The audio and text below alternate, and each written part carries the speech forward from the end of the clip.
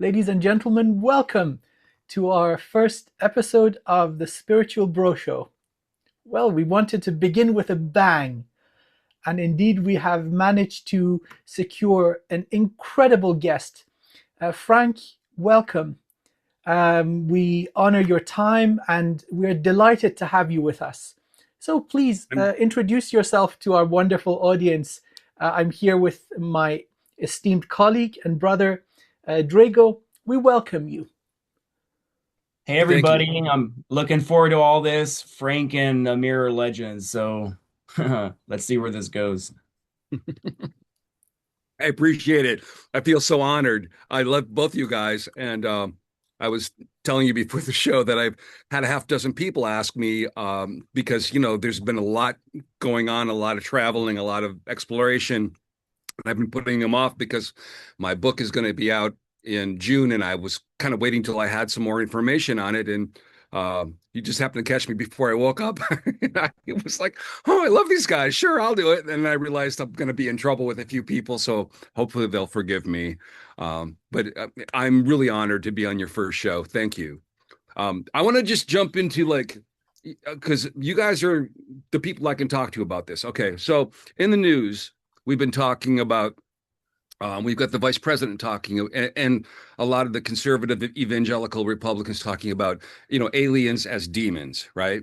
Now, I've heard this for years. It comes out of the South too. The evangelicals talk about this a lot. Now, there's a lot to that, but something that just happened, and I didn't grab a picture of it, which I'm realizing right now, but I'm in Mexico with Trevor Grossi, and he's pointing to me a church, and he had told me about it, and I was like, it's an abandoned church. It's like in Mexico City.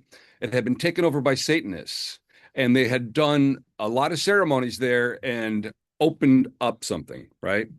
So there was a man who was working there, and he encountered a gray who told him never to come back. Okay. Now, the exact circumstances, I haven't actually double checked with Trevor on this, but I don't remember. He was either a maintenance guy, or there's some reason, or he was interested, or he was studying it.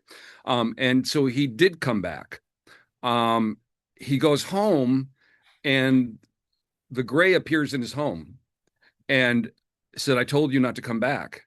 And his infant was on the couch in the room, and the infant levitated to the ceiling and then came back down, and then within 2 weeks was dead.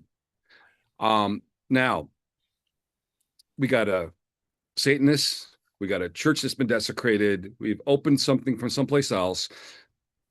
We know that going way back, these dark ceremonies bring in entities, and so this is one of the kind of first times that I've heard, a gray associated with something that's, a ceremony, a dark thing, a satanic thing. I just wanted to throw that out to you because this is something that people are talking about right now. And we associate the grays with spaceships and abductions and being controlled by taller beings, or being insectoids make them as a clone, as a cybernetic being, and blah, blah. But this is a whole different context. So I kind of wanted to throw that out to you guys and just get your information or ideas or impressions or whatever you have to Uh, say. well, Frank, this actually was the modus operandi for communicating with multidimensional beings throughout human history. One of the positive examples, usually you would find a elevated cliff near the ocean, so elemental forces are present. It would be a small, kind of intimate temple. Priests would go light a fire, portal would open, and dragons would come through. And so these benevolent dragons were teachers and guides. Very, very small durations of time. They would give answers, guide the priesthood, and help humanity. Now, that hasn't been possible since the last fall of Atlantis. But the mechanisms are still there. Again, we're going through a time where the vibration of the collective and the health of Earth is going to such a level where this kind of technology is becoming viable again. Now, it's an unfortunate fact that it's being used for evil, but it is also possible to use it for good. A hammer is a tool. You can use it to build a house or smash somebody's head in. But it is tied with the multidimensional nature of us, mighty humans, and this technology. We don't have to own it. We are this technology. So it's a very much so linked to our consciousness. I think we're going to see more and more and more and more. We better get ready. So we have access to like uh the bad multidimensionals, the bad guys. I know like part of the research I did for my book was I had to come up with metaphors because when you come up with these incredible numbers, you just it goes right over your head, right? So basically the metaphor is that you take a beach and as far as you could see, that beautiful beach goes out, that sand is as far as you can see. And you take one grain of sand off of that beach, and that's all we're really perceiving of what goes on around us. And it's not that we're as blind. I mean, animals see more. There's, dogs see ultraviolet, snakes see infrared, and it goes back to I've got a whole premise in the book about that. The Tower of Babel was a point when we were dumbed down, we were blinded, and we were made to, we were hijacked in a lot of ways and made to given a lot of extra challenges, right? So, what I think, with this new part of the galaxy we're moving into, with the new energies and also the human evolution, how the consciousness is rising, these veils are going to thin, right? So we're going to be seeing more. We've got more orbs, we've got more beings, we've got more transdimensionals, and they're around us all the time. It's just that we're not all of us are seeing them, right? So this gets I don't mean to run on, but just relating this to something else is that I'm seeing you everywhere. I've been in a lot of places now, and I'm seeing snake naga stuff everywhere. And the feathered serpent, the nagas, the seven-headed serpent in Cambodia, in Egypt. I was just talking to Yosef Badaway's father. His name escapes me at the moment, but when he was a child, he would be able to sleep on Giza Plateau and crawl into structures and sleep. And he woke up to an energetic, etheric snake. Uh, and the eyes were glowing, and he kind of just intuitively knew that it was a protector. And he said, I'm not here to hurt anything. I respect this place. And he was like left alone. Isa, Shanban, Isa, I was just down with them, and she was on a dig in a cave. Maybe we'll talk about that a little bit later with Trevor, and she heard a snake, and there are poisonous snakes there, and so they froze, and there was nothing, and then next they uncovered was a snake artifact, and so it was like an energetic but also a physical representation of this guardian, right? So I know that in Peru we've got these caves where villagers go, that's for the snakes. We don't go there, and they're too small for people to go down under the ground. So what I'm getting is that there is a whole host of probably entities that have to do with serpent, snake, that are not necessarily corporeal in where we're at right now, might be 45D, that are here and have been able to be encoded or enlisted or have either had agency to take over guardianship of important things, right?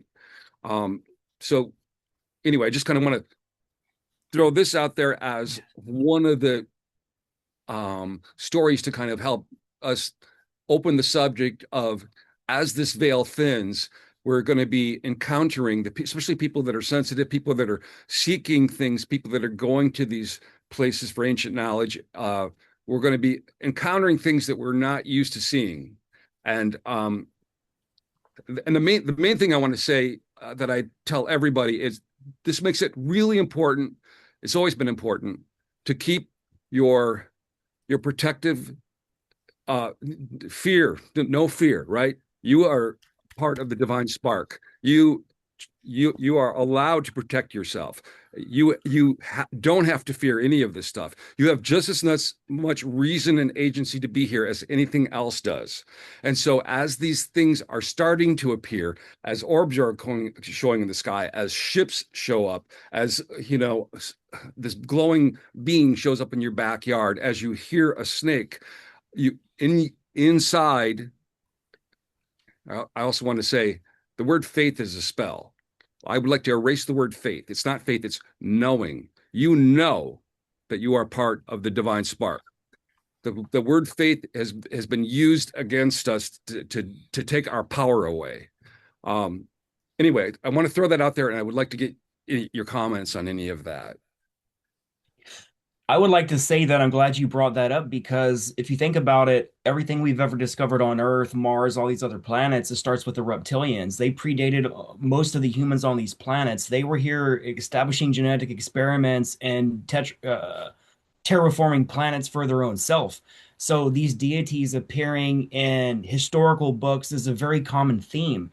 Yeah. And a lot of people they fear this whole reptilian thing, this whole it's like a narrative that's been pushed for so long and they don't realize that there's also this benevolent kind of directing of the human species and we can't fear this like the Nagas, they're very evolved people, half human, half snake, and like they've been depicted in so many movies across time, like even The Golden Child with Eddie Murphy. And it was like an introduction into the ancient mysteries and the occult studies. And like you start seeing that these reptilian beings are the ones basically directing humanity from behind the scenes. So when people like you, Trevor, Sean Bond, and Issa, you go to these ancient sites, you pull out all this reptilian symbolism stuff. They're basically showing you that they're one of the main progenitors of the entire human race. So like, wow. This does go back a very, very long time. And so, before physical life became possible, initially the inhabitants of Earth were elemental, dimension 4, 5, and above. So they existed before physical life was viable. And then, if you look at the energy structure of the human being, it's almost like there's a physical overlay upon that ancient energy structure. So many healing modalities that work on us would also work on them. And so this is also reported from shamans all over the world, that not all of their clients are human. So you may get them, and the species change. In Mexico, there are a certain group. In the Middle East, west of Asia, north of Africa, they look different. New Zealand and Australia, they look completely different. Europe, we've got the pixie and the fairy and so on. So they're very distinct races. In India, we have the Naga, but a whole variety of different elemental beings. Now, I love, Frank, that you said, do not fear. This is so true. Fear really is a biological response to ignorance. What if? What if? And so we have been here. This project of creating humanity from life starting on land has been going back 350 million years. Here we are. And so we have earned our place in this environment, in this atmosphere of multitude of species, physical and non-physical. So we have built-in defenses. We are not in danger. If we exhibit fear, we may trigger a predatory reflex in many beings. If you run, they have to chase. So have no fear. And another thing that comes in really, really handy, humor and good manners. Everybody understands it. So if you can make the being laugh, you've already won its favor. And if you are polite and genuinely inquisitive, this is also something that comes in really handy. Now, the human brain is magnificent, but many of these beings they have higher IQ and they are fast. So if you are slow and you are dumb and you are rude, that's not a good recipe. Maybe we are slow and dumb, but at least if we have good manners, they'll give us the patience that is required for some sort of a communication to take form. And we're remembering this. Frank, you said the Tower of Babel. Yes, sir. That's the damage to the heart chakra. Not understanding soul language or light language. And we're regaining this level as people go into, let's say, 5D consciousness, becoming aware of more. This is coming back. We're right at the cusp. It's such an exciting time to be alive.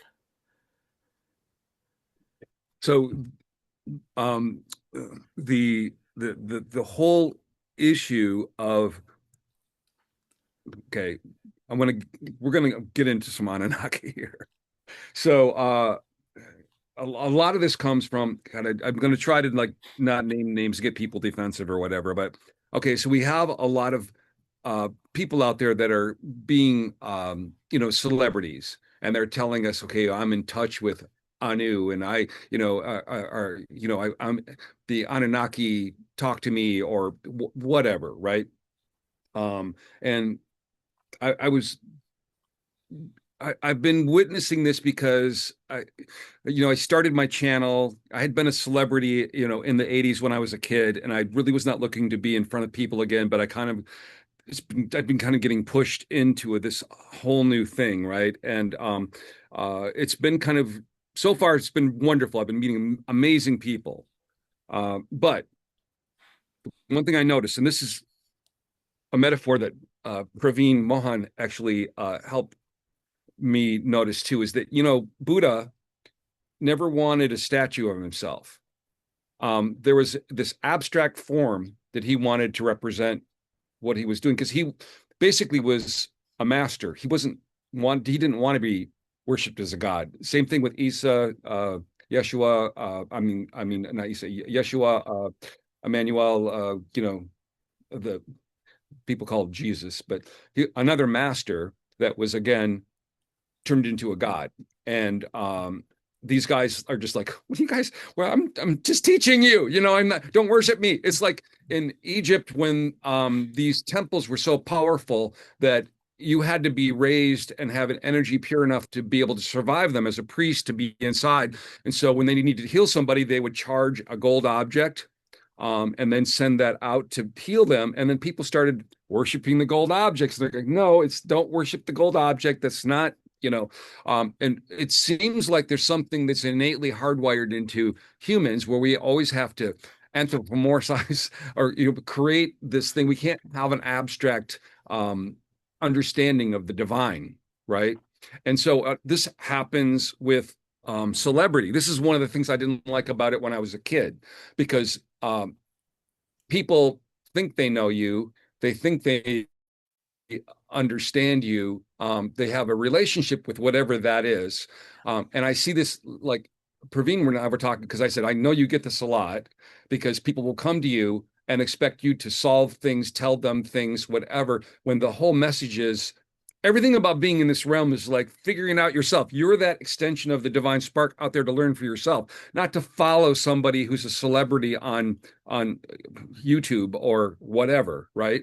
But yet there are people whose egos need that, and they survive from it, and then they end up having to feed the beast of keeping popular. I was just talking to Julie Ryder at Montana Megaliths, and she's has to fight these people off all the time that want to make it their story, right? It becomes something that is that runs them and owns them. And I was talking to Trevor, we're both saying, like, we never want to have to be the guys that have to have a video every Tuesday or Tuesday and Thursday with something, and we're recycling and echo chambering stuff. There's just so much coming in anyway, and it takes you out of the rhythm of the universe and the way that it's feeding you the information anyway. So, I mean, they end up with, they've got bills to pay and they've got a staff and they've got to get their, I have sympathy for that. Maybe they get in the middle of it before they know what's going on. And maybe I'm just lucky enough that my life is abundant with other things that I don't have to depend on that yet. Um, both of you are in the same position as what I'm talking about. People come to you. I know this happens to you guys, and they expect you to think for them, to do their spiritual work for them, to tell them what to do. And so this is a message for everybody out there who is, we've been at this a little bit, right? And we maybe can help and we can guide, but we're basically here as a master would be to help, because we would be removing your div divine original uniqueness that your spark is supposed to experience, right? We would be robbing the divine of its opportunity. So anyway, I would just want to open that up to you guys because I know you guys encounter that as well. Yeah, basically removes full autonomy of the soul to basically worship another false idol. And this is why in Egypt and during the Roman times, a lot of this worshiping false idols was banned. Yeshua literally said, you should not worship a cross. You should not wear a cross because the cross is the symbol of a slave. And everything we're doing now, it's like AI is becoming the new false idol. Everybody's worshiping the AI as if it is a prophetic god. And you're right. These disclosure celebrities are what's wrong with the world because a lot of these people are suffering from V2K. No, they're not doing individual remote viewing on themselves with teams that are good looking into, is this information coming in as a form of manipulation? And they're just latching on to it because everybody's addicted to new information. We do the doom scrolling. We have it is a drug addiction. It is a modern drug addiction to be addicted to technology, and that's what the cell phone is. I find myself doom scrolling constantly because, like, as humans, we crave emotional connection. And what it's doing is it's programming us to reject emotional connection because there's no emotions involved in it. And just like you said, these people, I consider them the old guard. It's time for the old guard to disappear into the past. These people, the gatekeepers, the people you're talking about, these are gatekeepers. Saying the Anunnaki has left is asinine. Saying the Draconians have left is asinine. It's just not based in fact.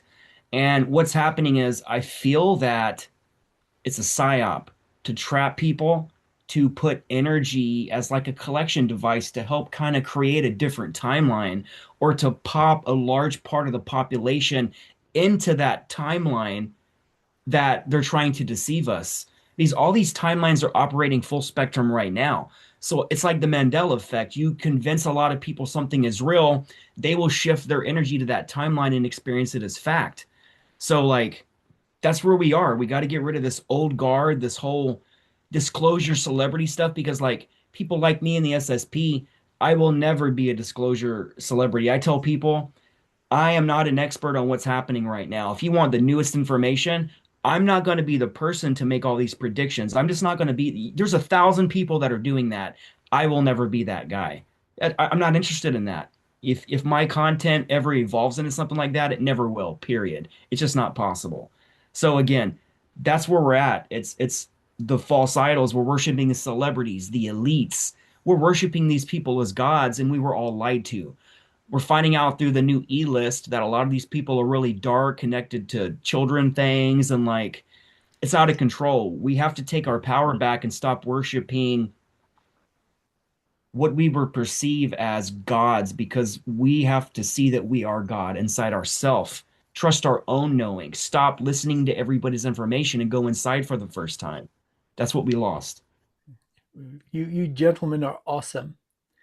You see this thing about following. It's hardwired into our biology. Herd mentality. So in large groups, we follow the leader.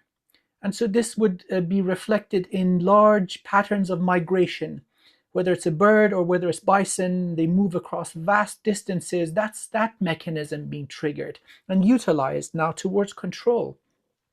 So if we are operating at an animal level of consciousness, this is our behavior. And so getting out of that happens very conclusively with the creation of art and beauty. So if people want disclosure, the first thing that they need to do is exercise their ability to create beauty, poetry, dance, music, calligraphy. So this is where we evolve out of that animal consciousness. And then the next thing that is the prerequisites to be human is shedding victimhood. taking control. We are the ones doing this. And so if you are blaming and shaming others and not taking responsibility, you're not raising to that level. So creation of beauty and taking responsibility in your sovereignty and what transpires, that's the way out. Then we get to the heart. And that's when the magnificent woo woo starts happening. The floodgates open, and you become aware very, very rapidly. Oh my goodness, life is everywhere. And so this is where we are. People need to work a little on themselves, take care of their body, take care of their food, take care of their emotions and thoughts. So if we operate at animal consciousness, we can be herded like cattle. This is the unfortunate truth about the vast majority of our species right now. They are acting without any awareness. As Drago said, in the goddamn phone, they walk right in front of a moving bus. An animal, that would never happen to them. So many of us are operating sub-animal, unfortunately. So this is a time of change. And so messages like this, emphasizing the value of your sovereignty, as Frank beautifully said, do not look outward, it is all inward. The master you seek is you. So this is where we are going. So I'm making notes because as you both talk, I just get 70 more things. Just want to mention really quickly, I have a whole section in my book because I think Mandela effects are really important. What I use them for is you've got a lot of people. Part of what the whole first part of my book is for people that know something's going on, but they can't quite put their finger on it, right? So literally, you guys can skip the first like 90% because you know that. But basically, it's taking them things they're going that they can look up themselves. Like, what? I didn't know that. What? This is true. What? And by the time you get through that, it kind of just like because we're just so on purpose kept busy. We got to pay the bill. We got this. We got a blue screen flicker on every screen we look at that's been built in. That they've known from the beginning is addictive and tiring, right? But they make money with eyeballs, so there's been no effort to deal with it, nothing to legislate it.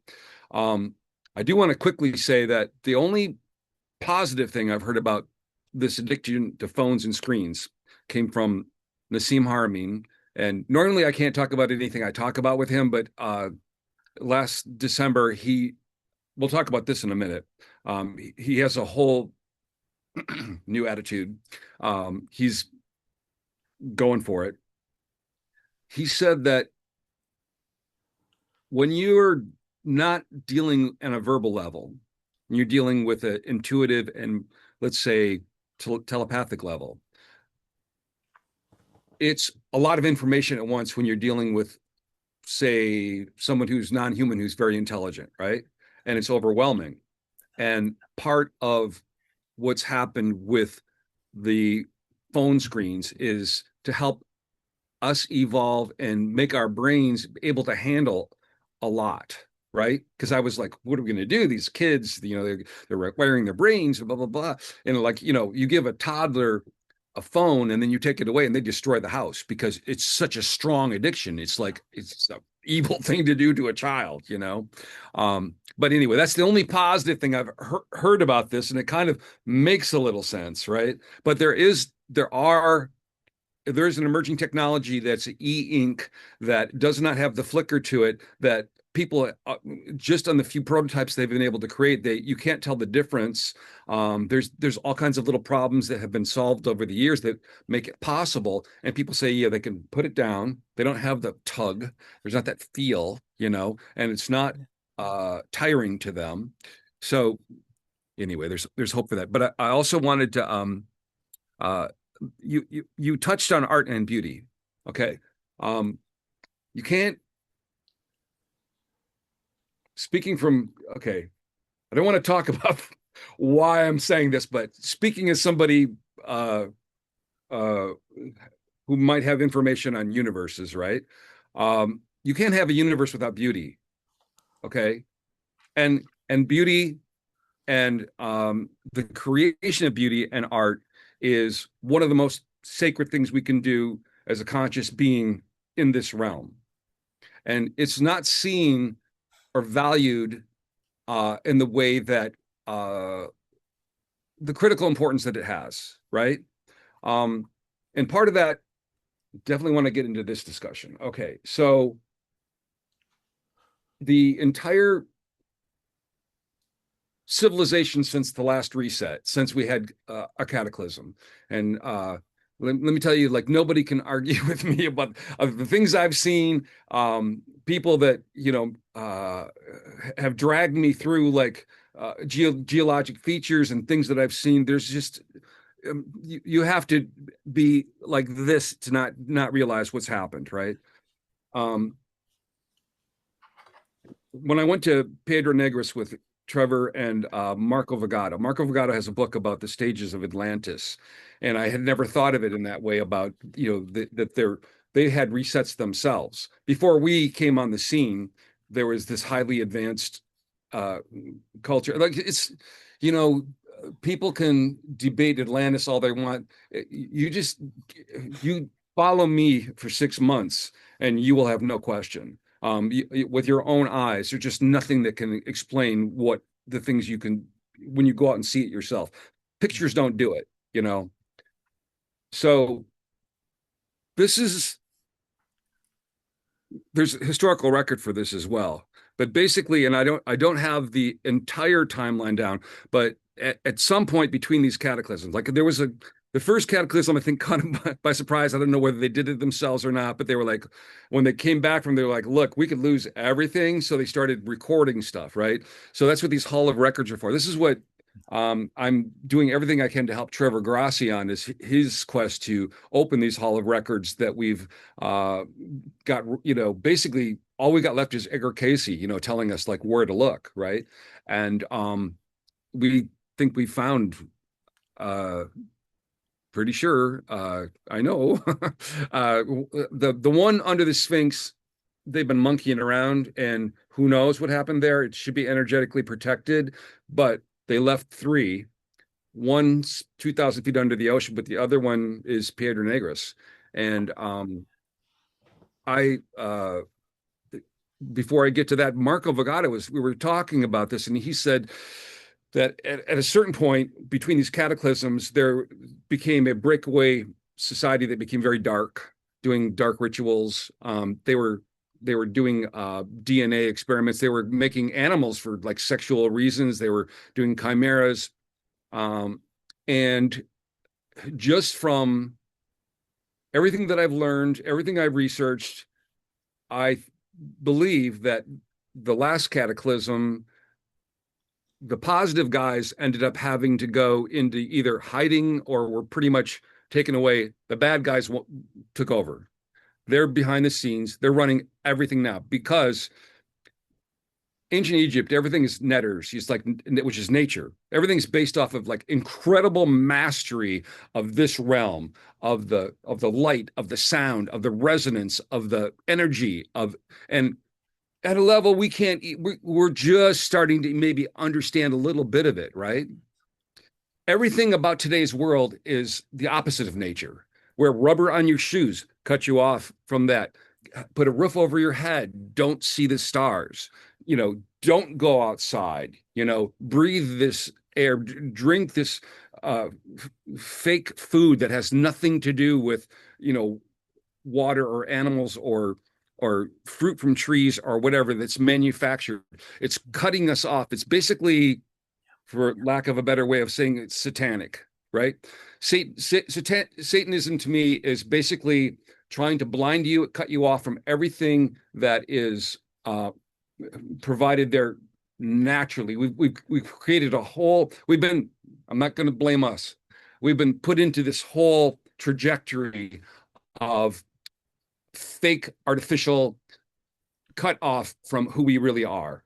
And there's enough of us that are intuitive enough that we're not completely blind to what's happening. But basically, even the entire economic systems, I'm not saying like any one is better, communism, capitalism, blah, blah, blah. But basically, basing everything on growth and this is going to meander a bit. Like, okay, you walk through the Egyptian, museums, the old one, the new one, whatever, and you're looking at these figures and you're looking at these statues and you see these clothing, you see these headdresses, when you realize that that represents thousands of years of human civilization, right?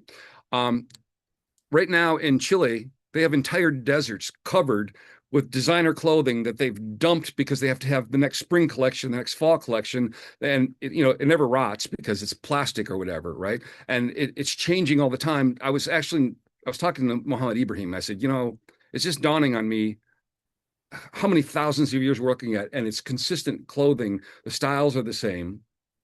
It's a whole different way of thinking because they worked, right? And then I also look at the clothing too, and there's a whole nother study there of the geometry of that clothing and what it's doing. I mean, it comes down to, okay,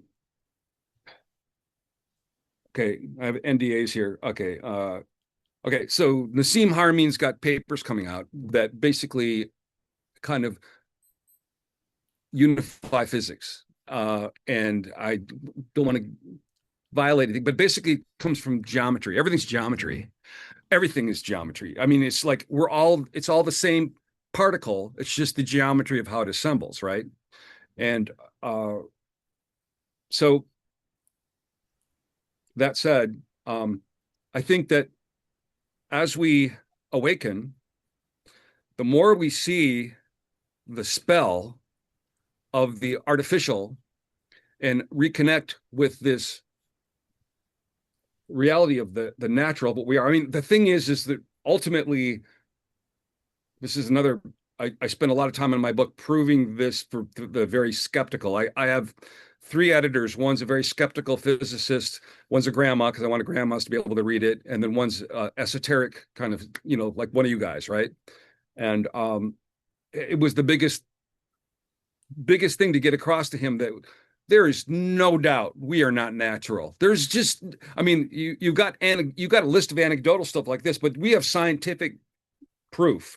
And I actually had like smoking gun the gene splice, but the guy didn't want to ruin his life, so I kept it secret. But I have other data too. So if you understand that we are completely artificial, we have just been created here, and then also understand that that those manipulations are not anything to do with who we are, and that basically we've been dancing on these strings, right?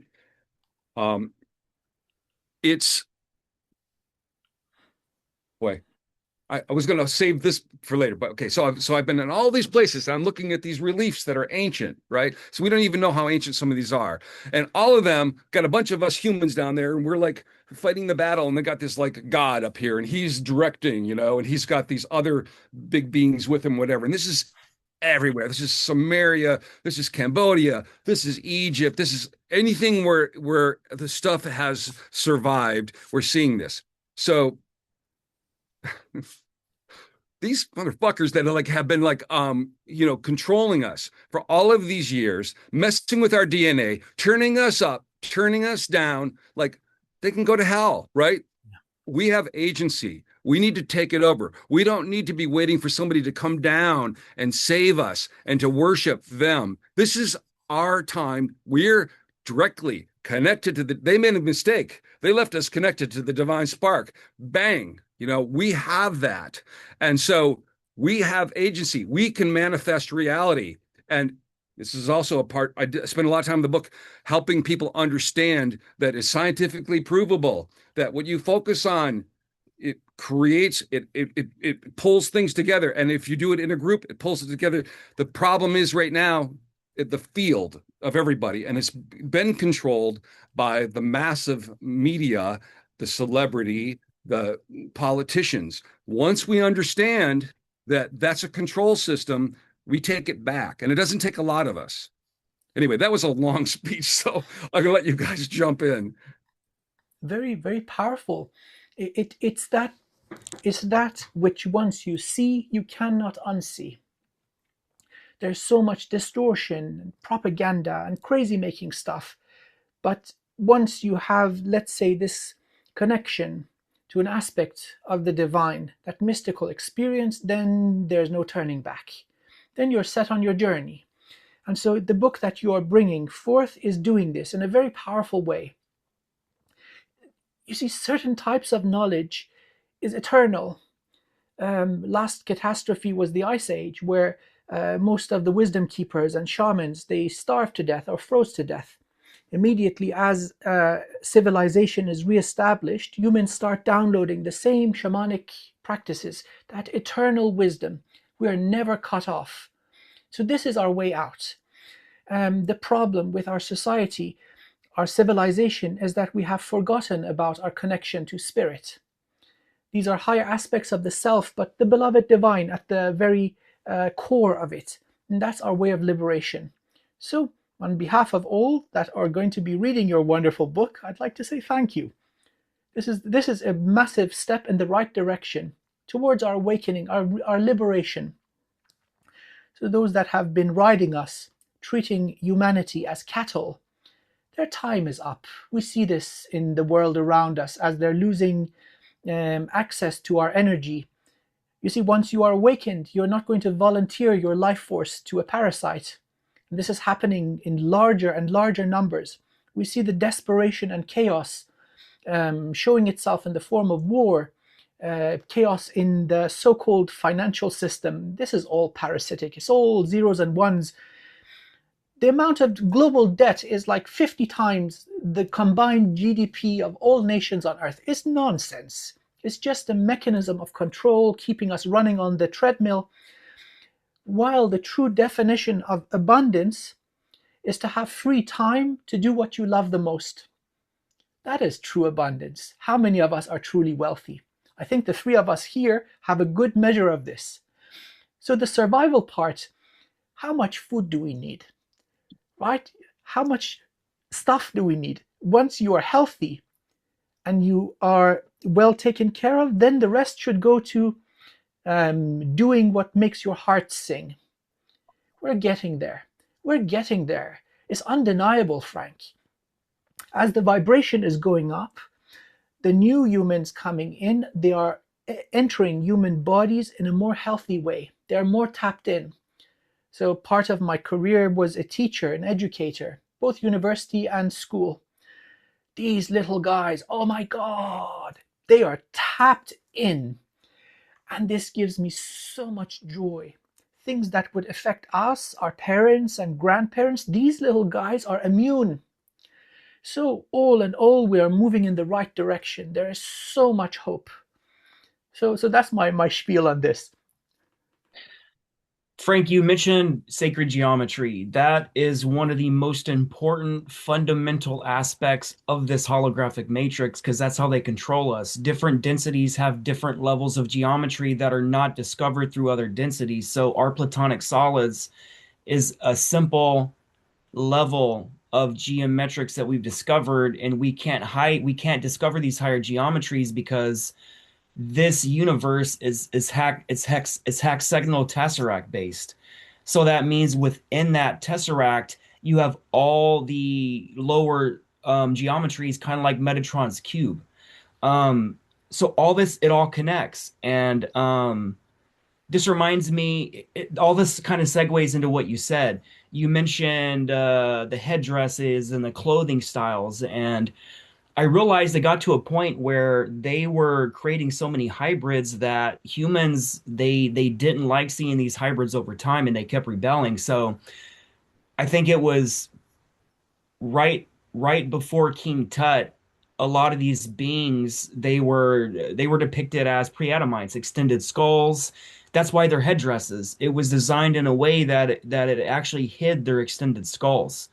And I did a couple of past life regressions, QHHT style, on a couple of clients. And I did some research into this and found out we were lied to about history. The Sphinx came up. I was doing a regression on a soldier, a friend of mine. He's a high-level soldier in the military. And it turns out the scene opens up. He's the son of King Tut. Now, that doesn't make sense because they said King Tut was a disabled kid that died at a young age. But according to this regression, and this was not an imprint, this was a direct Akashic connection, meaning that he was the son of King Tut. His name was Seth. And he described that all his other ancestors, they all had extended skulls. And they had to hide that fact and kind of change and do more hybridization. So they end up getting rid of this really big extended skull. And that's how the Anunnaki comes into play because they are an Anunnaki. The Rothschild, Rockefellers, you have someone like Jacob Rothschild. He has a slightly protruded extended skull if you see him from the side. And a lot of these bloodlines, they have this kind of phenomenon of this extended skull. And during these couple of sessions I did one of the queens of Egypt. Again, this was not an imprint. This wasn't a borrowing of the story of the Akashic records. This was the direct being who was one of the queens of Egypt. And the reason I'm mentioning both of these characters, one of the queens of Egypt and Seth, they both said that there's two sphinxes. This whole second sphinx thing's coming up. It's written in different archaeological records and no one ever seen it. But according to what they said the sphinx was in the distance, viewing it from the pyramid. And from that position, they said there was actually terraces on the pyramids too.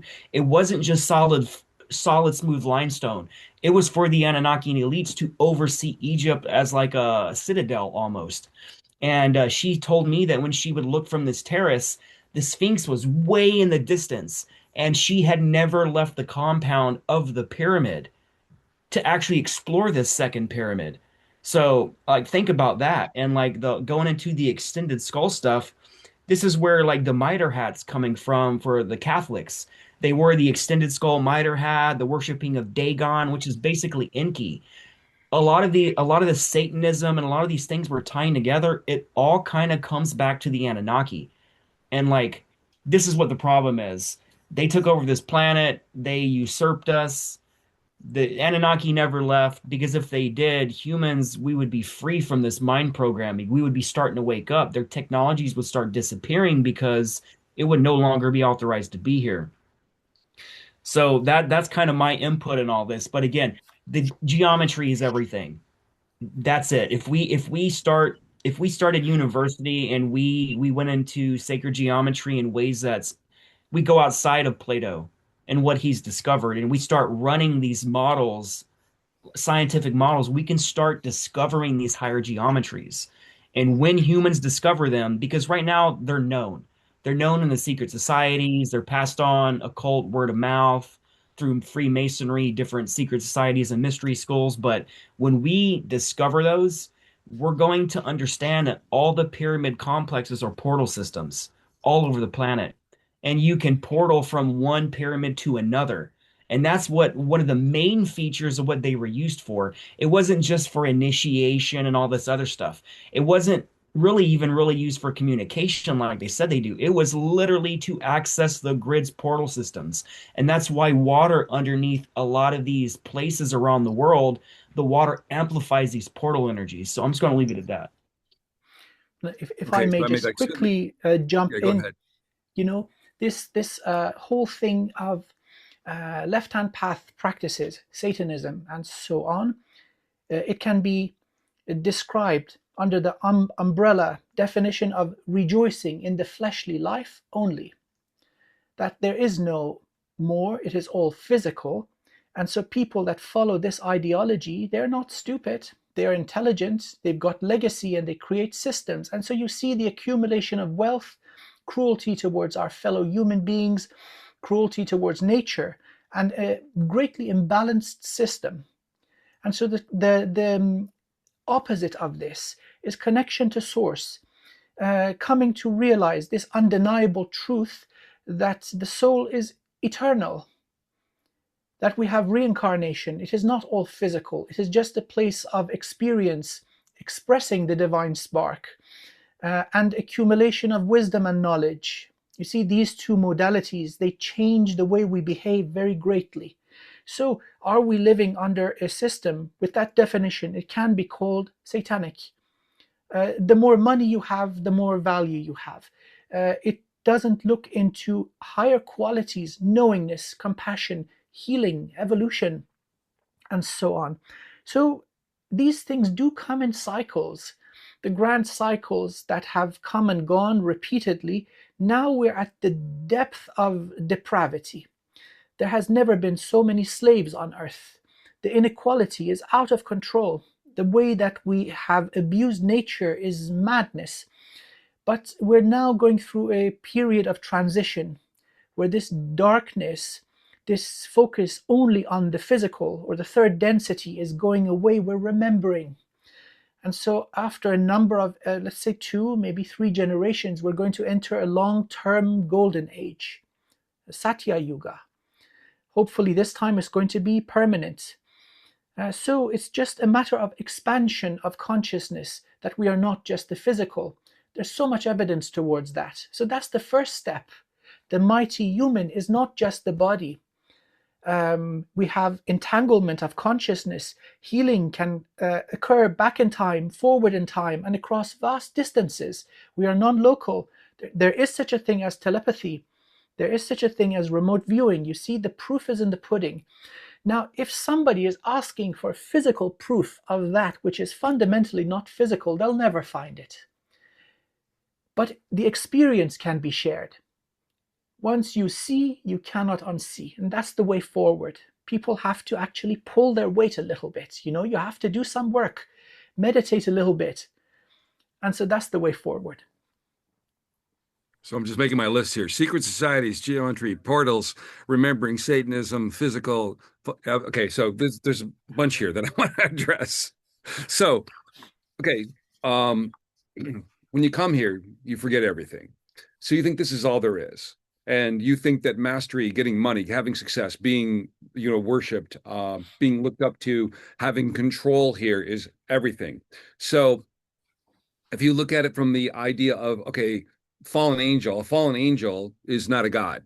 But yet these people that have succumbed to this satanic, ritualistic, dark way of obtaining material success in this realm, when you talk about selling your soul, it's not necessarily the way you think of it in a movie, but basically what ends up happening is you can end up being an immortal being in this realm, and you're trapped here because this is not all there is. This is just, and after a few millennium, it gets really boring because you've kind of played it all out, right? And so, and you've given up your chance to be a part of the divine creation that's going out and learning about itself all the time. It's like the genie. There's always the jinn. There's always a trick, right? There's no free lunch. You can come here and have it all be so easy. I remember growing up, and I would end up in these programs for they'd pick kids to go, gifted kids or whatever, go do things, and I would be with these other kids. I'm thinking, like, what's he doing? Oh, he's the lieutenant governor's son. And these like elite entitled kids were always arrogant, kind of dumb, never had to really figure it out on their own. I mean, I would rather be in a foxhole with the maid who's cleaning my room than I would with any of them. We've got a real opportunity right now with these Epstein files coming out, because people are seeing the shallowness, the desperateness, the evil, and the thing. Okay, the most incredible expression of the divine is a child, a baby. Yet we've got one of our major religions telling us that we're born with original sin, right? It's these inversions that go through everything in society that turn around, even in the languages, are starting to be recognized, right?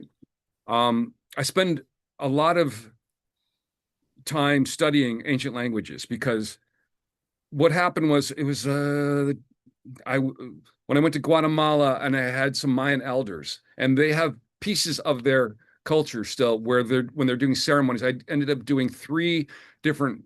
I got some pictures later of 3 different Mayan fire ceremonies, which basically you're spending hours like making a beautiful thing. You're putting flower petals down. You're creating an artistic thing, and then you create a fire, and then you walk around it, and you create a vortex with the fire, and then that's a portal to the ancestors, and you can talk to them anyway. And then during that, they're saying what's remains of their Mayan language, and then we're in the museums and we're talking about the Mayan stelas and the language. And anyway, so like ancient Greek, ancient Aramaic, ancient Sanskrit, Mayan, Celtic, all of these languages are not like our language today. They were much more complex. They're If you easy were going to be languages. if you were going to be a master of ancient Celtic language, it would take you like 14, 18 years of study to be able to do it, because there was all kinds of things encoded in it. And of the people, of the few language, and these languages just didn't go away because they weren't efficient. They were stomped out. You were burned at the stake to get rid of them, right? They would take over countries and kill everybody to get rid of these languages, because the ones that have survived, when you hook people up to brain scanners, the brain lights up in a whole different way. It's like it goes in 3D. Right now we're on this, and it's not our fault, but this is what's going on. It's everything's true, false, debunked, and we know this is actually, let me use this as a way to talk about the actual message of my book. When it comes down to it, was I realized that my book would have been unnecessary if these ancient languages had not been rubbed out. Because what happens is we are equipped to see things in a whole different way. But this control system, the way we're taught from day one how to understand reality, is the control system. And the book I basically, the reason there's a patent, I don't know, we haven't talked about this yet, but I had to file a patent before my book came up, because it's a fundamental restructuring of how we handle human knowledge. And it's based on nature, because this is going to help me with my elevator pitch, because I haven't really started promoting the book yet. So you guys are first, so it might be a little rough. Let's see where we go. Okay, we all know things that we were told were true that we now know are false. And we all know things that we were told were false that we now know are true. And even in physics, they have things that they call constants, and they measure everything against them. These are constant. We can use these, right? Those change under conditions. The speed of light was one of those. Well, that changes near the accretion disk of a black hole, and it might be a relative thing, but still it's a change. When water boils, can change at different elevations. These things are relative. So nature isn't a straight line, yet we're taught everything fits along this line. And if it doesn't fit in that line, it's an anomaly, it's pseudo, it's, something's wrong, whatever, right? It has to fit along that line. But nature doesn't work like that. Nature works like, so I basically, what happened was, I'm jumping ahead a couple things, but and trust me, I'm not smart enough to have figured this out on my own. But these artifacts we're going to talk about, I think this is where this came from. But the most ubiquitous and fundamental shape in the universe is like a donut, a toroid, right? So imagine, okay, a knowledge structure that's toroidal. It has an open center. Nothing goes in that center, right? Because as the system is now, if something is, it's proven wrong, it's false, it's, whatever, it gets discarded, it's lost. We don't have the telemetry tapes from the Apollo missions. I mean, that's a bad example, but things just get pushed aside and lost. All human knowledge, all learning, even when it's wrong, is of value, because it has a logic structure. It could be a cautionary tale. There's all kinds of things we can learn from it. And also sometimes those things end up being true. So a system that disregards and gets rid of that is just fundamentally not the way the universe works. It's not efficient. So imagine this toroidal shape, and let's use colors. So every idea, everything we've ever thought of goes up there, and it's dark blue, goes on the outside of that's blue, and as it goes towards the center is red, right? Now, these ideas, as another idea maybe corroborates it, replicates it, relates to it, it shoots a neuron across, and they both pull in a little bit closer, okay? And then as another one, maybe relates to it, becomes somehow supports it, it shoots a neuron and pulls it, and they all pull in a little bit redder, right? Now, these things have weight. So let's say, and you can change it for yourself, right? So for me, if it's Johns Hopkins University, I think that's CIA University. So I put a little bit less weight on that. I've got evidence on things that I think are very sketchy that have to do with Johns Hopkins University. But so from my personal one, I can weight that a little bit less. But if let's say if it's something that's been completely replicated in a blind study and that people didn't know about it, I'm going to give that a strong number. Okay, now as those things happen and pull in, we also have to realize that we're a sack of water walking around, not perceiving 99.99999% of what goes around us. We are biased. I don't care what you say. Everything about humans and human knowledge is biased. And to ever say this is unbiased, this unbiased, that is just false reality. So by acknowledging bias and using it as a tool, can we understand our reality? Because this is what we have. We have to be able to start poking out of this little blind spot we have and figuring out what's going on, right? So biases are built into this as a tool. So let's say I've got I can make this in, it can be flat, it can be an app, it can be an augmented reality, it can be around me. So I'm seeing this around me. And okay, I want a Great Pyramid. Okay, Great Pyramid is a tomb. Okay, so let me look at all of the things that relate to it being a tomb, and they're out there in the dark blue because they don't really make a lot of sense. Oh, we've got this document and we've got this, and everything's kind of like it doesn't really tie to the facts, right? And so, but it's up there and it's blue. And maybe a couple of things corroborate. Oh, we found this list of workers, whatever, but we don't know whether that's a remodel or whether that's building it, and it's kind of unrelated. And oh, we found some graffiti, but that doesn't really mean much. And then we put up there the pyramid is a machine. Okay, so then we've got that theory, and then we have the materials and they're piezoelectric, and then we've got oh look, we found that the water does this when it hits it, and when water moves through these kind of stones, it makes a charge. And then we found these scans, and then all these things start corroborating, pulling in, right? We've got and all of a sudden, this becomes redder and redder, and that blue stays out there, right? So then I'm going to put that through a mainstream academic narrative bias, right? So maybe what happens is it becomes a little less red. Then I put it through an esoteric bias.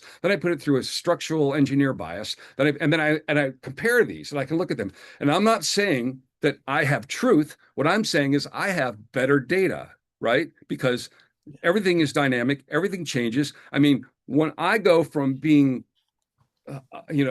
remembering that Luke Skywalker said, this, and now he says this, we know things are changing, right? It's dynamic. So our knowledge systems have to be able to respond to that. So I've literally been able to turn this into a mathematical formula, which will make you dizzy to look at, but it can be all done, right? And so it can be, so the next thing after the patent application gets approved, as I have to start making the softwares and doing that kind of a thing, and making it go further. But what I've noticed is just in reading through and describing it and giving metaphors for how it works, like, oh, we got a waterfall and we got the, describing how knowledge works, is my brain started seeing things like this.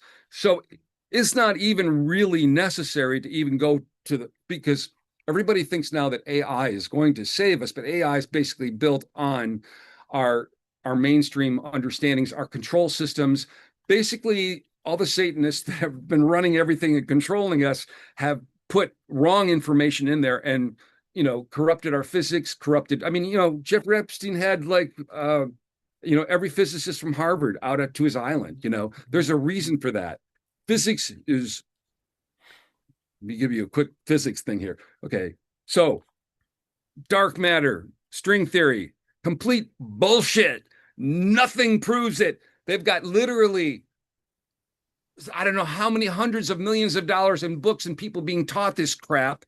And basically what it is we have 94% of the universe we can't account for. So they took spackle You know, and if you had a hole in your house where the hole was 94% of your house and you filled it with spackle, you know what kind of mess you would have? That's what they basically did with physics, you know, and everybody just pretends that, oh, we're going to find this someday. We're going to figure it out. You know, we're going to like, you know, oh, we found dark matter. No, you're never going to find dark matter because it's BS, because they don't want us to see what the real root of of reality is.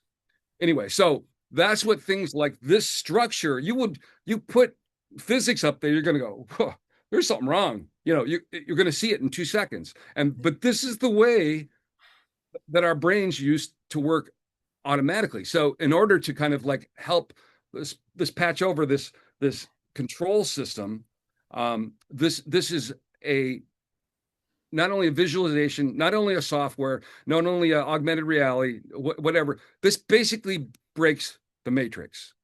Okay, so I've been sending the patent application out to a few people. I said, you know, if I disappear, let's make sure this stays around because that's it. It's over. Okay, and I don't know how long it'll take for people to understand or see it, but I mean, I had on one of these trips, one of the guys with me had worked with Bill Gates and Steve Ballmer on when as Microsoft was starting, right? And he wasn't a pivotal guy; he just worked there, right? But he's high level guy who deals with coding and stuff. And I sent him the patent application because he let me have a look at it if you want me to go over it. And he got back to me and went, "Oh my God!" He goes, "You realize what this could do for like commodities and stock trading and for blah blah blah and for global?" I said, "Dude, that's all true. It works for everything. I just did it to break the matrix. Okay." So what that other stuff is will be fine, and that'll all happen. But the most important thing is that we understand that everything that we're doing right now is we're not going to get where we need to go by doing the same thing over and over again, right? And all the answers are there. They've just been occluded. And so these guys that I want to get back to this secret society thing too. And I'm sorry going on, but okay. So I've been at a table with a 33-degree Mason, and they're not supposed to let you know, but you know who I know, and if I figure it out myself, I haven't taken any oaths, right? So fuck off, I'm going to talk about it. And so this person was bragging about they had built a restaurant. It was the most popular restaurant in the city, and he had done some things to make it. He had just hinted about it, right? I said, oh, like sacred geometry and your orientation, and did you do? And I started rattling off things because I had just done this in a building that I had created at the campground. And he looked like he had just gotten the worst stomach ache ever and shut up and didn't talk to me for 3 days because these guys hold this stuff. This is stuff these are things that have to do with fundamental, easy little things we could do on every single structure on Earth to make everybody happier, healthier, less stressed. I mean, okay, let me give you a quick example is every wall in every place is straight, right? You go to these ancient temples, these ancient sites, there's no straight walls, okay? That wall might be straight, but this one's different or it's curved, right? Because what happens is, I mean, unless you're making a resonant space and then you tune it, right? Yeah. When you do that, you ever been in a small kitchen with 5 people and you're talking and you can't even hear each other because it's unpleasant, right? It's creating standing waves. And it's not only the sound waves, there's other waves that build up as well. All it would take is that wall straight, but this wall here, just kick it out an inch. The pictures still hang straight. Everything looks fine. And then that wall straight, that one there, kick it out a little bit. I did this in my studio and in my house because recording studios all have, their walls are not parallel. And so it started when I did my recording studio and I had an old house that was just, 100 years old, everything had to be replaced. And I just told the carpenter, I said, okay, this is what I want. Just make the wall this, and of course I used Victorian wallpaper that had this incredible pattern. So my wallpaper guy had a nightmare, but he made it work. Right. I can have that house. It's a tiny house full of people, have music on, smoking lasers and have a party. I can sit and talk to you. You can hear me perfectly. The music sounds beautiful. There isn't that feeling you get Anyway, that's just one small example of how this geometry, sacred geometry, all of these things, these secret societies are holding to themselves, to me, is a crime against civilization. All right, I'm sorry about the monologue. Okay, I'll let you guys go. That was beautiful. Drago, do you want to add something, or may I jump in? Why don't you go?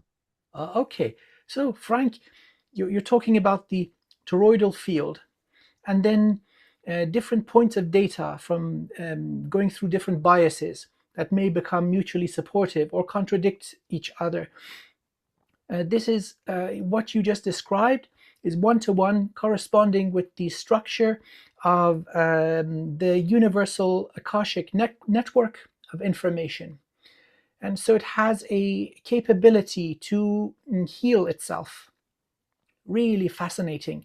That's something that exists and vibrates. It never goes away. And so you're kind of dipping into some very ancient, profound knowledge. As a result of the control system, the Earth Akashic records have been badly eroded. They're notoriously unreliable. But as we go up into the galactic scale and the universal scale, they become pristine. And so here, it's like you are opening a window for the light to shine in. It is fundamental to the construction of a universe, very, very elegant, that this distortion, or let's say boxing in this straight line, it takes an immense amount of energy because it's going against divine flow. So one thing, as more of us awaken, this source of energy is diminished, more light is going to come through. So what you are doing and what wonderful people like you are doing, I'm not even going to go into the soul history and who we really are and so on. You're just putting a little hole in the balloon. It's the spark that starts the fire. It's beautiful to see this. So these records, like we talked about the Ice Age shamans dying, but then they downloaded the same pristine divine knowledge of healing, how to be in harmony with nature and the elementals and so on. Everything is like this. Nothing goes away forever. And so now, as the control system is losing its oomph, the light is coming back. This is destiny. So you may kind of wonder, okay, what was this whole shit show about then? Why? And so that is, again, for the purpose of experience. We humans, we're having the last laugh. Because in this incredible toughness, we have become the diamond, under pressure and under heat. Constant bombardment where we don't remember who we are, what our gifts are. We're bombarded by trauma and abuse and so much hardship to evaluate ourselves, to gain wisdom and grow. So this is the way I'm seeing this movement forward. It is time. You being here, doing this, it is not accidental. Thank you, Drago, for your patience. Time is an illusion.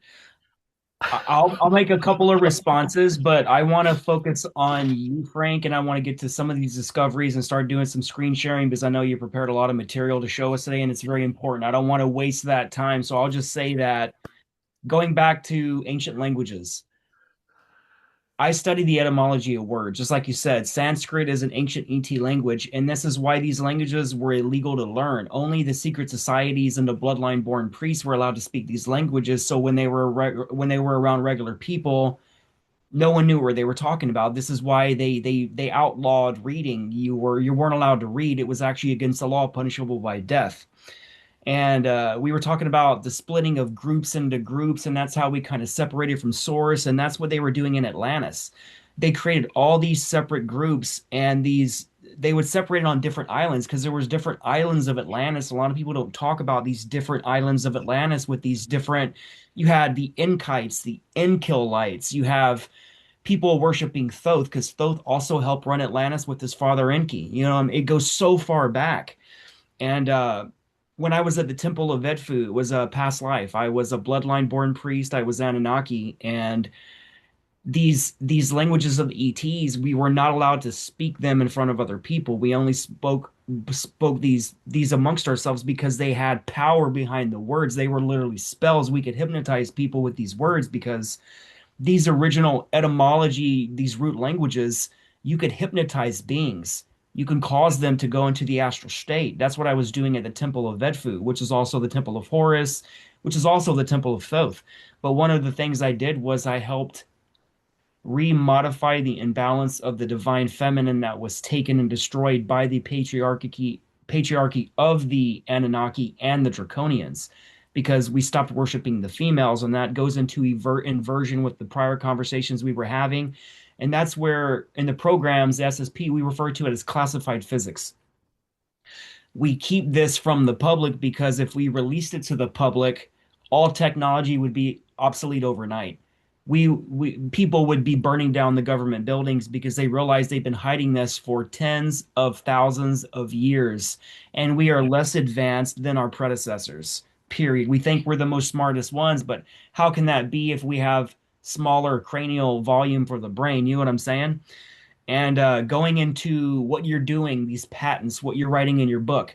Just like you said, it's really important for you to do this and do it open source, because what they would try to do, they would try to come in, buy it from you, throw it on the blacklist where they have these like 5,000 plus patents they will never let come out. Kind of like free water. We can make water from nothing. We can just separate it from hydrogen from the air and have unlimited amounts of water. And going into the dark matter thing, it reminds me of the whole thing where they say junk DNA. There's nothing over here in junk DNA. Don't look over here. Focus on this small stuff because you're not going to discover anything. It's all distractions for all this stuff, man. And that's where we are now. We're starting to wake up. We're tired of being lied to. And people are waking up in the hundreds of millions, if not a couple of billion people are waking up now. So let's just leave it at that. I think the more we talk about it, the more responses we have to all this cool information. We're going to speak another hour. So I think without further ado, man, let's get into you, what you're here to tell us, and let's blow some people away, man. Frank, you got to come back, man. This isn't enough. Definitely, You definitely. got to come back. Oh, I love you guys. Okay. Well, we have there's such a common language here that it makes it like a shorthand. We don't have to like I don't have to go through I don't have to go through all the foundational stuff with you guys. Okay, so let's see. I'm gonna go screen share. Here we go. And let's see. Finder. I'm gonna go over here first and open it up. So this is new territory for all of us. So those of you watching, I hope you have patience. Okay, here we go. And here, let's see. All right, I'm going to start with the Bogosphere, and let's go. Can't make this big. Okay, can you see that? Not yet. Okay, So let's see. you can select the window you wish to share. Oh, If I the see. file Okay, is open, you can select it. there we go. There we go.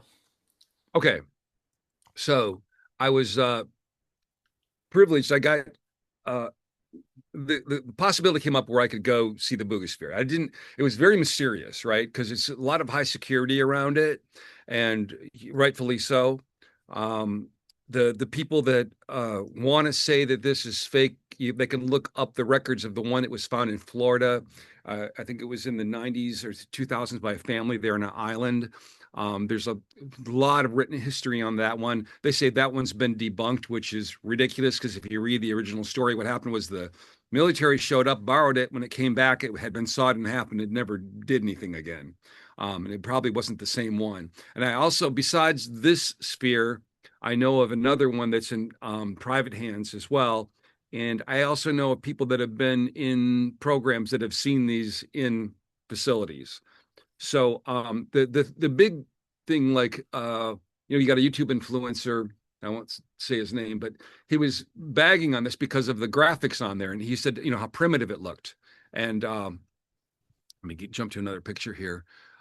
The the graphics are uh, you, kind of crude looking compared to what you'd think of as if a computer did it or something else. This is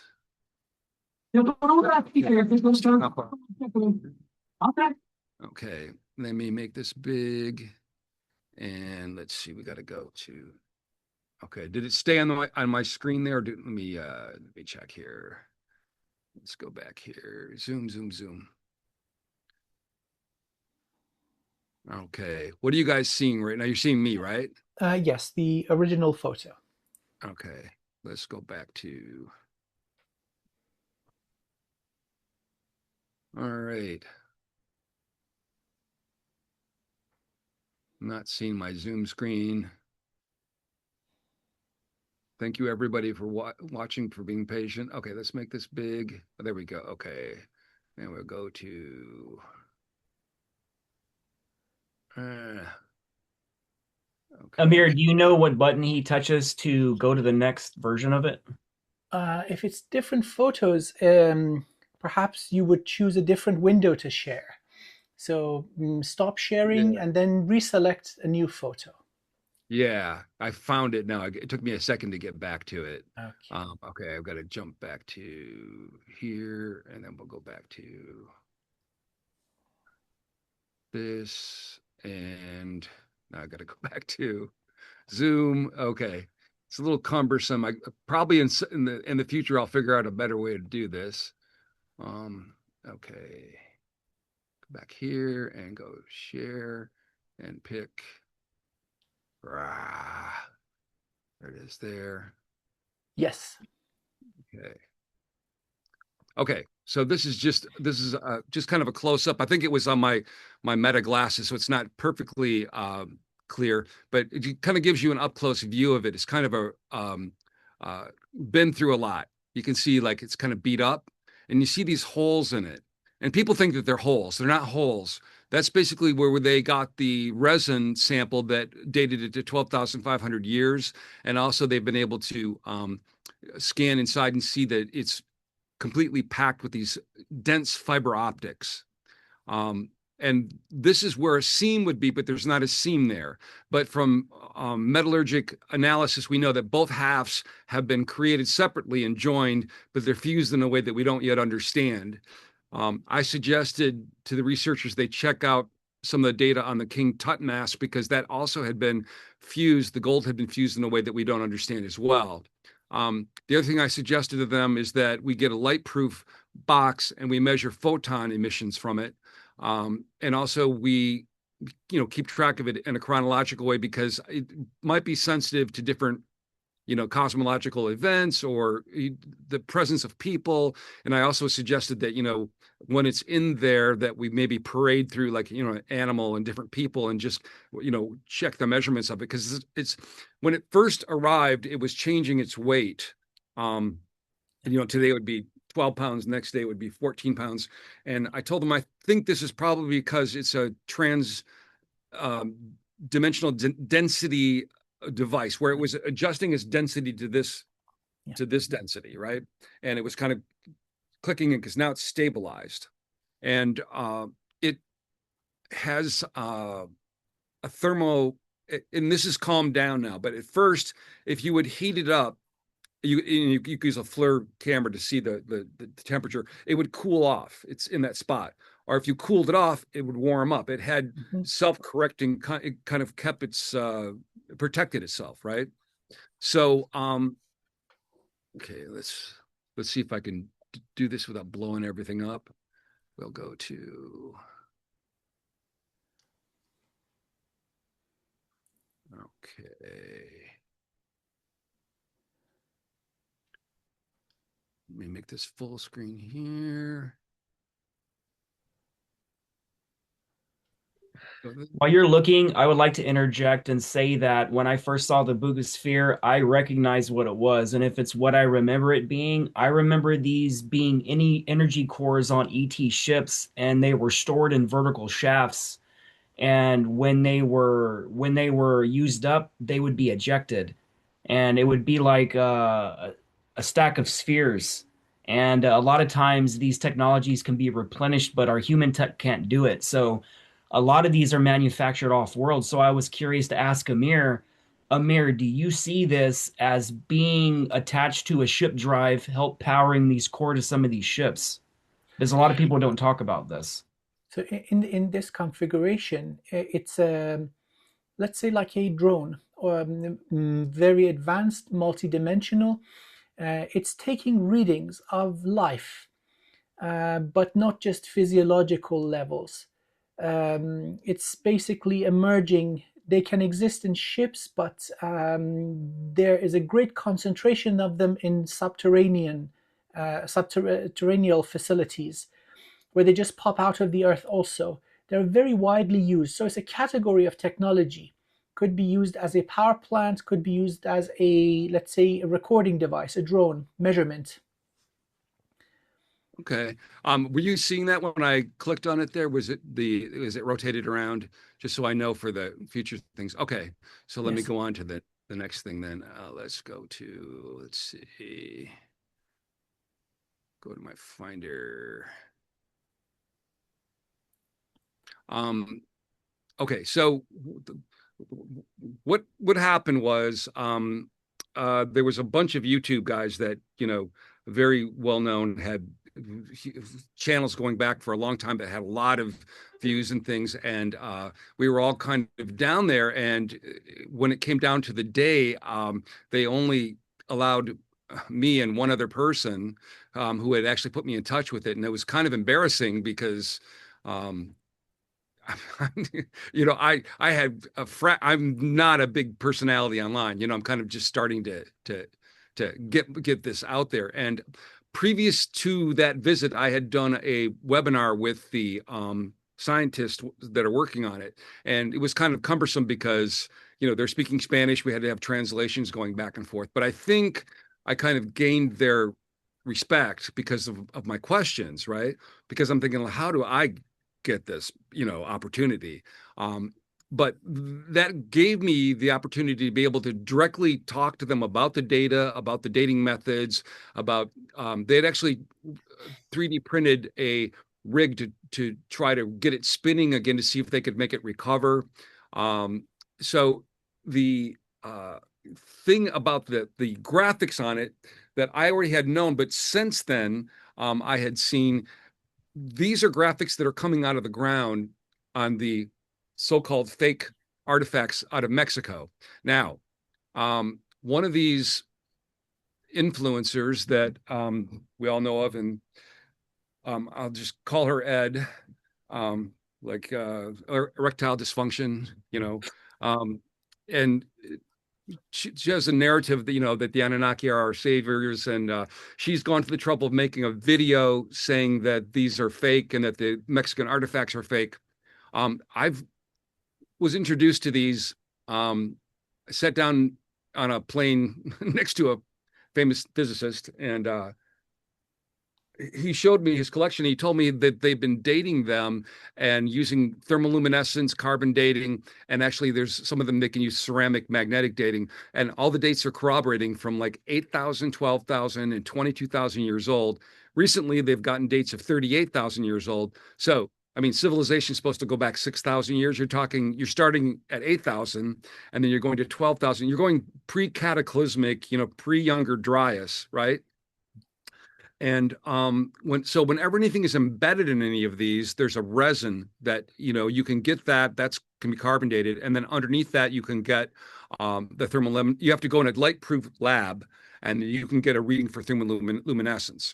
Now, okay, let me just go to Tula. Let's see, Pedro's. Okay.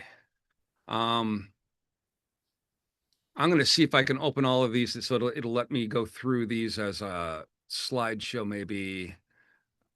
Okay. Nope, it's not I going just to do wanted to that. quickly comment too. You made a comment that someone said that it looks fake because it's really rudimentary. And what I've noticed on a lot of these digs around the world and through my experience in the programs, that most of the advanced technology is very basic and rudimentary. There's not fiber optics, there's not cables. It's literally like refined crystals, metal. and the mind activates these technologies. We don't need interfaces. We are the interface to these technologies, so it's very compelling stuff. Okay, I was going to play. Okay, I will play this anyway because it's just not slow things down. But you just made me think about the idea about the encoding and how these things are energetic. All right, let me see if we get back to Zoom here. So this is you're going to see me holding an artifact, and inside of it is a ball, and in that ball, you'll see what are matching artifacts to the Bogosphere. And this was recovered in the desert in Mexico, like middle of nowhere. Okay, let's go here. Let's see. I think that's it right there. Let's Amir, go. do you recognize the language at all written on the Buga? Um, really surprising. You get this seems to be Lemurian with a heavy influence of Lyran. But Wow. the Lemurian civilization would have kind of ascended or evolved about 50,000 to 40,000 years ago. When they went out of business, their technology was then inherited later by the Atlanteans. So it's very ancient stuff. Are you seeing this? Um, Are you guys seeing this object?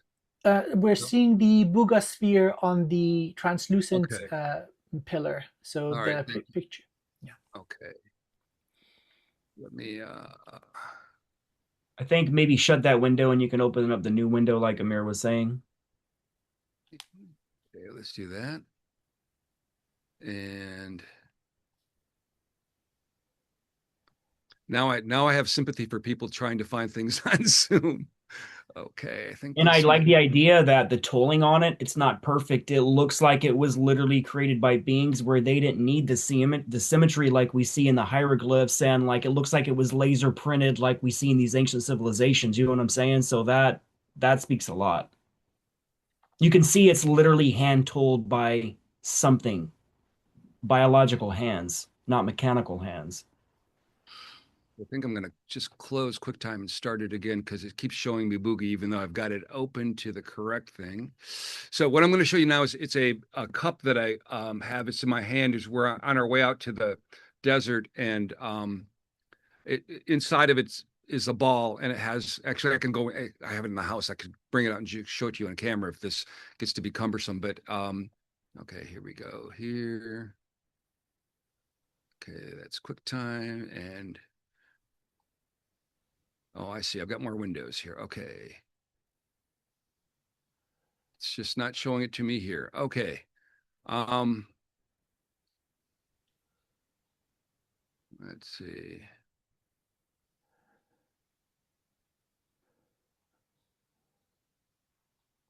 Yeah, he wants to hold on to that Bogosphere. It likes that. Okay. That's one Anyway, special all right. image. So rather than bog this down, so you know what? Talk amongst yourselves for a second. I'm going to go in the house and actually grab the physical object, and I'll be right back out. Oh, well, that's fantastic.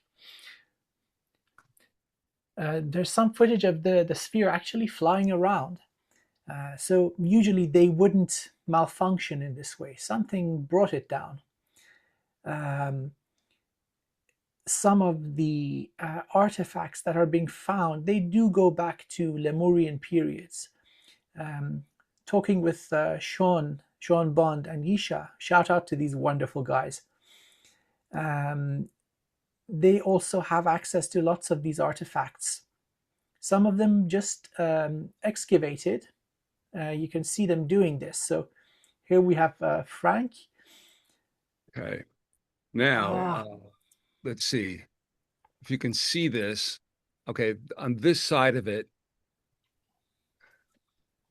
Did you we've got. disable the full screen share, Frank? It's not popping you up full screen when you're talking right now, so it's really hard to see. Okay, yeah, it's not going back to. I've got a little. There we oh, go. there There we we go. go. Perfect. Okay. All right. So, this you can you see the let me see if I can get back to see what you guys are seeing. Let's go back here to Zoom. Okay. Yeah, here we go. Okay, let me get this out of the way. It has All the right. same kind of setup, kind of shape on the center of the Buga. It's almost like an integrated circuit or motherboard area that connects like an interface. Yes. And then also on this side of it, we've got these kind of like crescent moons in a pattern. Same shapes. Yep, same Yeah, shape. which is also on it as well. Now, that's not the first one that it just occurred to me. If I close all the other windows, it's going to make things really much more easy when I want to um show things.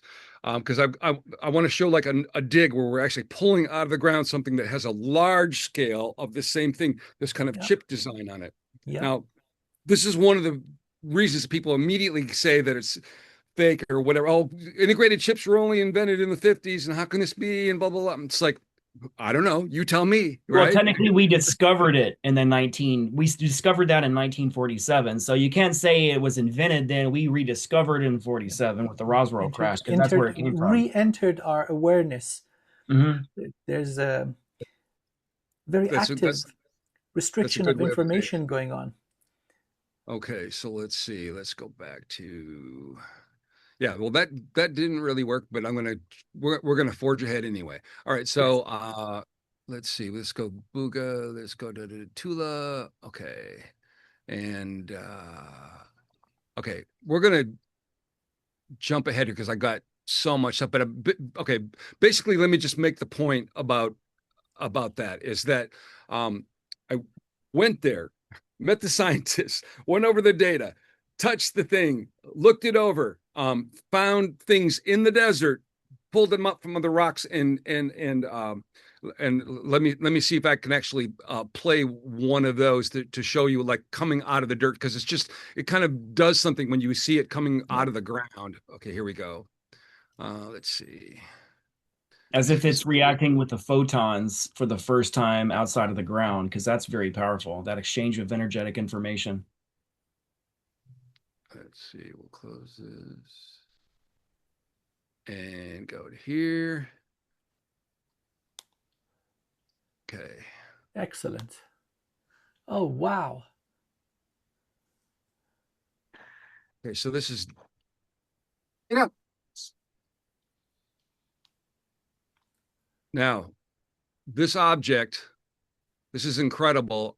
It's weighs about 80 pounds. Let me and like I said, this is one of like a few Many, dozen I know many. of so Yeah. far, and I know of other people that have found it. Like I really did not want to be the alien artifact guy, but it's ended up being like it picked me, because there's other people that have been. Oh, actually, speaking of that, let's show you this. Um, okay. I like on that one, it's highlighting like the third eye region of that ET. Oh, you could see it. Yeah. Yep. Okay, where did it go here? Yeah, this guy.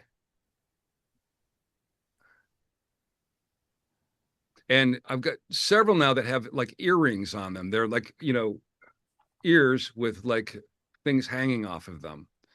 But if you notice at the top of it, I'll pause it when we see it. There's actually kind of a booga. Okay, this is the back of it. Let me when you look at you see this is the back of it, but on the front, right near the top, you see this is like Yep. kind of like this chip kind of looking thing, like graphic around the Yep. top of it. Um, that's not necessarily one of the stronger ones, but I'm just saying it pops up a lot on these. Okay. It almost looks like the like Teotihuacan or a Cydonia complex on Mars that's showing you an orientation of how to lay out your technology and your buildings to create these circuits. It looks like circuit maps almost. That makes perfect sense. So the way electronic circuits are spaced out when you're using a software, it's optimizing space. It's a very logical outcome. So it would make sense if other sentient and thinking beings are optimizing space, they arrive at the similar type of solution. So it would look similar, very similar. Kind of like the layout of a hard drive. Layout of a hard drive. Yep. The buses going around. So efficient use of space makes perfect logical sense. Common solution.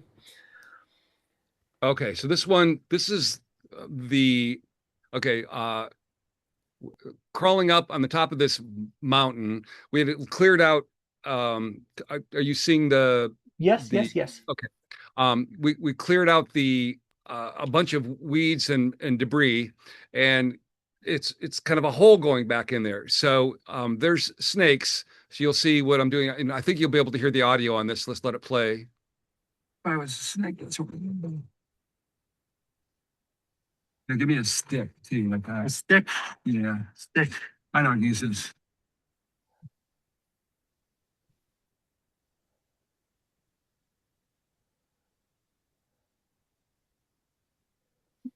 What? Oh my God! No! Dude, what? Okay, I just like pulled this out of this. I know, I got it. In the fucking middle of nowhere. Oh, oh. And actually, I have that in the other room. Let me go grab it and show it to Oh, you because we got it yes. cleaned off now. Oh, Um, wow. And you can see it looks like a being with an extended skull as well. Correct. They seems to be very common all over the world, really. Yeah, extended skull Egypt, stuff is everywhere. Before we even had everywhere, history, we keep finding extended everywhere. skulls before our history, no matter what. Maria Whitley in the UK, she's finding these around Stonehenge. So even in Europe, so Egypt, we've got this. We've got this in South and Central America. We've got it in Europe. So there seems to be a very long lasting interaction between humans and these beings, the If you long think about skulls. it, like we have the pre-Adamites that predates Adam of the biblical creation with what the Anunnaki did. So we have to assume at a certain point that extended skull was a natural feature we had A before we were. living being. Yeah. Yeah. okay, so let's get back to me. Um, all right. Are you seeing me or are you still seeing that? I can close that, I guess. Yeah. The video we're seeing. So Okay.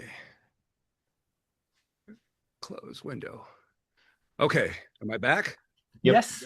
All right. So this is cleaned up now.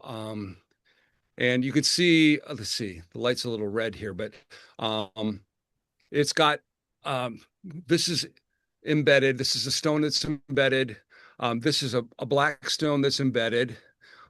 This is embedded. This is embedded. Whenever I see things like that, it makes me excited because I know if I ever want to date it, it can be done. But I just assume, and also like the little mouth in there. This is actually it's hard to see in this light, but it's kind of this has been embedded. This it's white, and it has a hole through it to be Like a A necklace. necklace. Wow. yeah. Yes.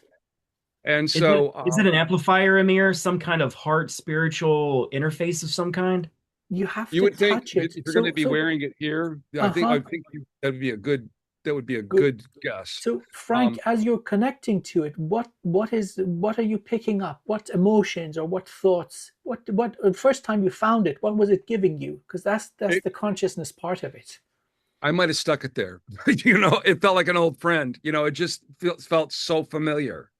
It was, and if I wish I could show it to you in a little bit better detail, but every surface of it has in carvings and engravings on it. Now, the thing is these look like stone, and there's quite a large variety.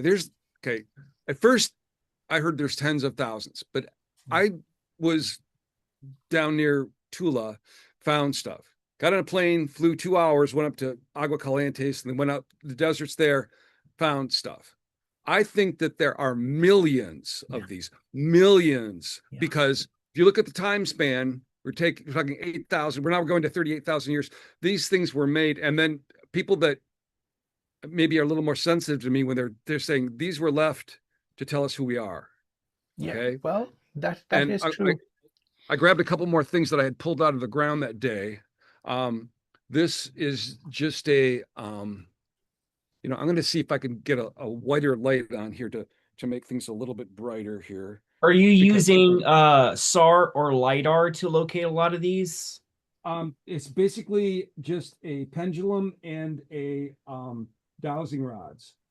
Them And dowsing rods are amazing. I came across them through a woman named, I think, Arena or something like that on Instagram and YouTube. And when I saw you using those dowsing rods, it's like you can ask yes or no questions about these ancient sites, and you can use the Socratic method to go deeper and really ask all these sub kind of categories of questions. And I've never seen so many accurate answers in my life from these dowsing rods, man. 100% of the time it said, yes, we found artifacts. And Yeah. sometimes they were like this big because we had to scree, you know. I have one that's the size of a grain of rice carved, you know, and they're energetic enough to have set it off, right? Okay, Yeah. now we should have a better color here. So let's see, we can maybe show you this again. So it's Oh, kind of a reddish wow. color. Looks way better. Yeah. Can Okay. I And see now, the back carving real quick? yeah, Interesting. this is Huh. almost like a, It kind of almost reminds me that the top carvings, it almost looks like celestial, like coming down through space, and then Yeah, the circular part constellations. connecting Yes, to yes, a yes. pillar, and then boom, it exits, and here it is in the physical. That's what I'm it's getting almost off three. It's like, yeah, above here, below almost. Yeah. So, so And you're exactly right looking at this in a very symbolic, very, deep way because these are, this is still kind of dirty from the desert, but this came out of the wow. ground. And you can So see the that they've got a little chip from the taking it out.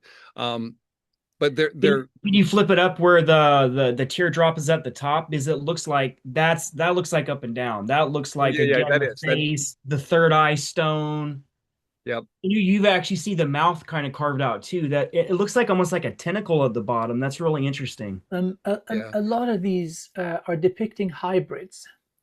Back in this is pre-Atlantis again. A lot of hybridization went on. So biological splicing, and Earth is a unique place where the hybrids actually take. So it couldn't be done in other planetary systems. So here we've got a very unique set of environments, environmental conditions. Wow! So that looks like almost like a incubation chamber where you've got something growing inside. That is a living being. Often when you're holding them, they act like tuning forks. They Look at the allow top you of to it. connect to the actual conscious being. Look, see how you see it from the side? It looks like Wow. a sarcophagus cover. Mm-hmm. Like, see it how from the side it looks like it's actually tooled with a line across the Right, right, bottom of it with the as if hands, it's like a plate. yeah, crossed on the chest. So yeah, but this is not a burial. This is more like a pod where you would grow a fetus. So the being that's here, this is a living being represented. Or even like a Fascinating. stasis chamber or something. Stasis chamber, something like that. Yeah. You're gonna make me want to show you another video here real quick. Okay. This is what we're here for, man. Oh, your awesome discoveries, man. Oh wow. This is okay, so this is crazy. I actually have another video of some of these are sensitive to ultraviolet light. And the one I'm going to show you is, oh my God, I got to show you that too. Okay, I'm just going through these going, oh, I got to show you this. They have okay, here we go. Make that big. Let's play. Okay, go back here and share. Let's see.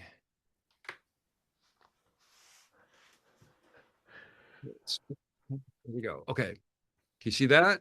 Uh huh. Okay. So this, let me start it over here. This is sarcophagus. Wow. It reminds me of like the key that's required to open the Book of the Dead in the Mummy series. Mm-hmm, It has mm-hmm. these parts that open that actually activate it. That's amazing, man. Wow. Now that one in a dark room with the UV light, it holds it and boy, I didn't grab that video, but it shows you trails on it. Shake hands. Thank you. So much. Yeah, Okay, appreciate it. let's close that one. Okay, and then Let me show you. Actually, we're talking about encoding and records and things, and I realize I need to show you. I have come across more than a couple of these. Let's see. You know what I would like, man? The three of us to organize a time where we go down to Mexico with Sean and we make some discoveries together and we start putting this in documentary footage. Because Once putting us all you together, hold, man, yeah. Once you I think hold we'll these find stuff other objects, people Well, wow. won't let me find. just explain. It's like So yeah, super, those are like hybrids. the day after I left, they found two human heads in a cooler outside where I was staying. It's very dangerous. I mean, there's drug gangs, there's you know, poisonous snakes. It's not trivial. And when you go there, you almost have to hide in the back of a local's car because everybody knows what's going on, and they get very jealous. There's a lot of politics. I tipped these guys $50 for taking us out, and they called us really nervous because they were worried that somebody would find out that I gave them money and then they would want it from them. And I said, I'm not telling anybody any. It's very interesting.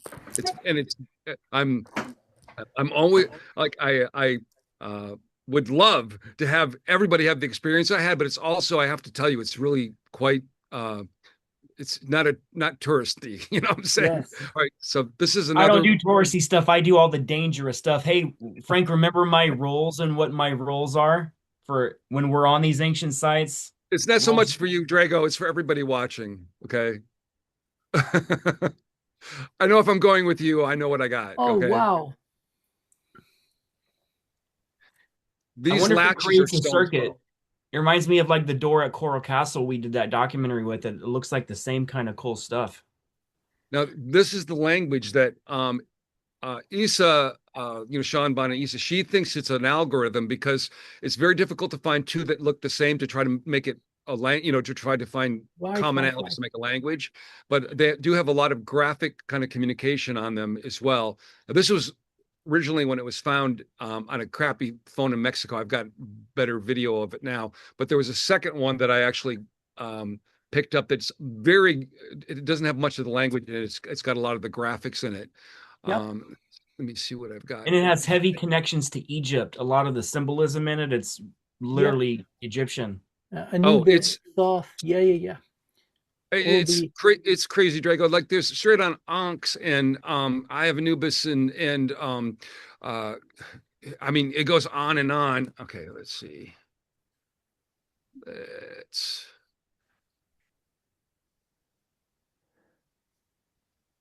think what I'll do if I plan this, what I would do is I just put them all like in a row in one video, and then we could just play right through it, and I wouldn't be jumping around like this. Okay, remember the piece that we were digging out of the ground? Yep. That in the dirt. This is what it looks like cleaned up. Can you see this? Wow. Oh my goodness. Yeah, for real. You see Does the individual parts spin? Yeah, I knew it. Is it a location? Is it locating gates, Amir? Like it almost like it's like locating gates. Well, this we're gonna is have to figure it It's out. different codes, like the Stargate in the movie. Astrological. So you would have a Rimmel and Osterlebe that actually made it to the modern times. So this would be used to navigate. So it's a navigation tool, but it's also a divination tool.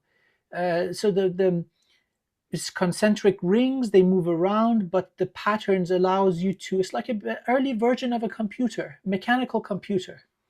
You can see the kind of circuit board looking things here. Yeah. And then also on these balls that are on the outside, there's also kind of more of the booga thing. So this is like when I've got, erectile dysfunction telling us that these are fake, and I'm pulling these out of the dirt and I'm going down and talking to these scientists, and I'm thinking, okay, what is your agenda? Why did you go through the trouble of doing this? You didn't do any of this work to vet this, to figure it out. Why is it important enough for you to discredit this? And when I know that there's literally millions of these objects, let me show you another one here. Oh, yeah, absolutely. This came out of the ground, okay? And it has the original beads on it. Yep.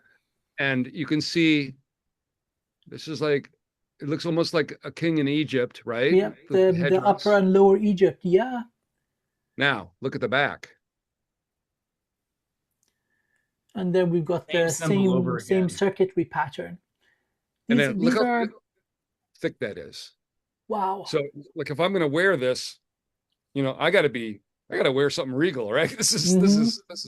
This is What quite if a those statement. patterns, what if you use those to activate the other technologies where they have the same carvings, like wearing it around your heart as like a necklace and allows you to connect with these technologies? That makes sense. Kind of like the armor of God when dealing with the Ark of the Covenant. You know what I'm saying? I would be willing to bet that there's something embedded in this because It's it just huge. feels like there Yeah, is, yeah, and I yeah. haven't had it x-rayed yet. There are people that have been starting to x-ray these, and they're finding things embedded. Like this, when you take it to a shop and they read things, they'll say, "Oh, there's gold. There's this. There's that." Like Atlantis gold supposedly was a myth, and then an electrum in Egypt was a thing. It was, it's an alloy of a bunch of metals. I have some of these artifacts that have little bits of this, and I've had them analyzed, and it's basically like 12 different things of, it starts with gold, and there's silver, and there's nickel, and there's, and it's would be a difficult alloy, right? And then it shows these beings holding it and offering it, Mm-hmm. and there's something really special about that blend of alloys. Mm-hmm. So anyway, I just got So these one are more thing. also strongly activated by touch. Uh, This is what you're talking about. This is a hybrid, right? It's showing yes, each yes, half yes, yes, different. yes. I've got probably a dozen that have this where there's a split and it shows different things on each half. Some are large, some are small. And then if you look on the back of this, like how does that end up in Mexico? You know? Exactly. Wow, Well, it's like wow. So if you read the story of the Pyramid Wars 1 and 2, you see that Thoth lost against his brother Marduk and he was sent to South America, but the pyramids were already there. So if you use the premise of these pyramids being portals to other locations, and that's why you find a lot of these pyramids along the 33rd parallel. Like they're all creating this circuit. And I noticed on the stone with concentric rings, there's a symbol of it of a pyramid. And in the movie Stargate Atlantis, there's a sun directly above it, a central sun, and that was the main symbol they needed to activate it. And what you just showed me was there was two suns above the pyramid showing a binary star system. So Yep. for them to know it was a binary star system before it was even observable, that speaks a lot, man. That means they knew it before they came to Earth. okay, so we're going to talk about these being energetic, right? Yep. So this famous person, physicist, scientist, brilliant man, um, happened to just mention that he has one he calls his girlfriend because he sleeps with it, and it's big, right? So then 2 years later, I'm talking to his actual girlfriend. I said, "Does he still sleep with that?" And she goes, "Yeah, he does. I mean, it's kind of a thing to have that in your bed, right?" So when I originally came into possession of some of these, I set them in my house. I said, "Okay, you guys, you can." I just out loud said, "You can tell me things, right?" And so this is maybe a day or something. I look over at my Apple Watch, and I don't know if you know how Apple Watches work, other than spying on you. Um, but basically, they don't work like this. I looked at my watch was typing things to me, and I grabbed my phone and started videotaping, like because it was going so fast I couldn't read it, right? Wow. And in looking back, and it had been going on for a while by the time I thought to do this. And so I thought, hey, somebody hacked into it. Maybe turn it off. I better turn it off, right? But it wouldn't let me turn it off. Every time I got to the screen to turn it off, you watch, like there it is to slide it. It switched, right? Now it's switch. It doesn't just do that on its own. And I watch it's going to switch between apps. It doesn't. This is not how they work. It doesn't do that. Doesn't do that. Doesn't do that. Doesn't do that. Right? Mm-hmm. Nobody's touching it. Right? So things like this started happening with not just that, with electronics in the house, like lights and the it culminated in, well, okay, at one point I wrapped one of these up in a cloth and stuck it in my pocket and went to dinner with my brother and nieces and nephews and their boyfriends and girlfriends. And we sat down at the table and the light of the table starts blinking, right? And they went, "Oh, the light's going on." I went, "No, no." I said, "At least stop till we're done eating," right? And it stopped. And they all looked at me. And I'm like, "Okay, I'll explain. Just give me a minute." So I showed them the artifact. We all talked, right? The last person took a bite and started again. I went, and my brother's girlfriend says, "Can you tell it to stop? I'm going to have a seizure." And I said, "Okay." I That was a figure of speech. Nobody here knows like Morse code or whatever that is. It's not going to help us. Please stop. And it just stopped, right? So this kind of stuff went on for a little bit until one day, Drago, you were asking me about my studio in Michigan that had been moved, right? It's soundproof, whatever. And nobody lives within a mile of me. I'm in the middle of nowhere. And so I'm walking out there and I'm hearing, it sounds like there is thunder and lightning coming out of my soundproof studio. The thing is just shaking. I'm like, what the hell is going on? So open the door and look in. And I've been through a lot of things physically. Like one of the things that happened is I couldn't walk for a while, right? And so one of the things I got was a vibrating plate to stand on to help get my strength back, and it's a big one. Well, I had never turned it all the way up. The thing's like huge.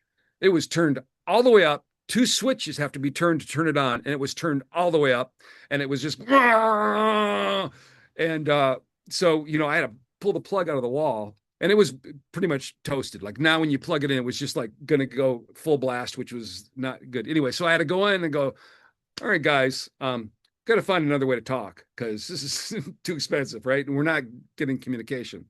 So it was about a few months later, I'm in Greece, standing next to. I guess I could talk about this. I was standing next to Nassim Haramein, and this idea comes to me about the knowledge structure we just talked about. And I'm like, Nassim, what if, human knowledge was structured in a Torahide, blah, blah, blah, blah, blah, blah, blah, blah, blah. Of course, he's brilliant. He goes, oh, that's a great idea. And I'm like, shit. So I'm thinking, okay.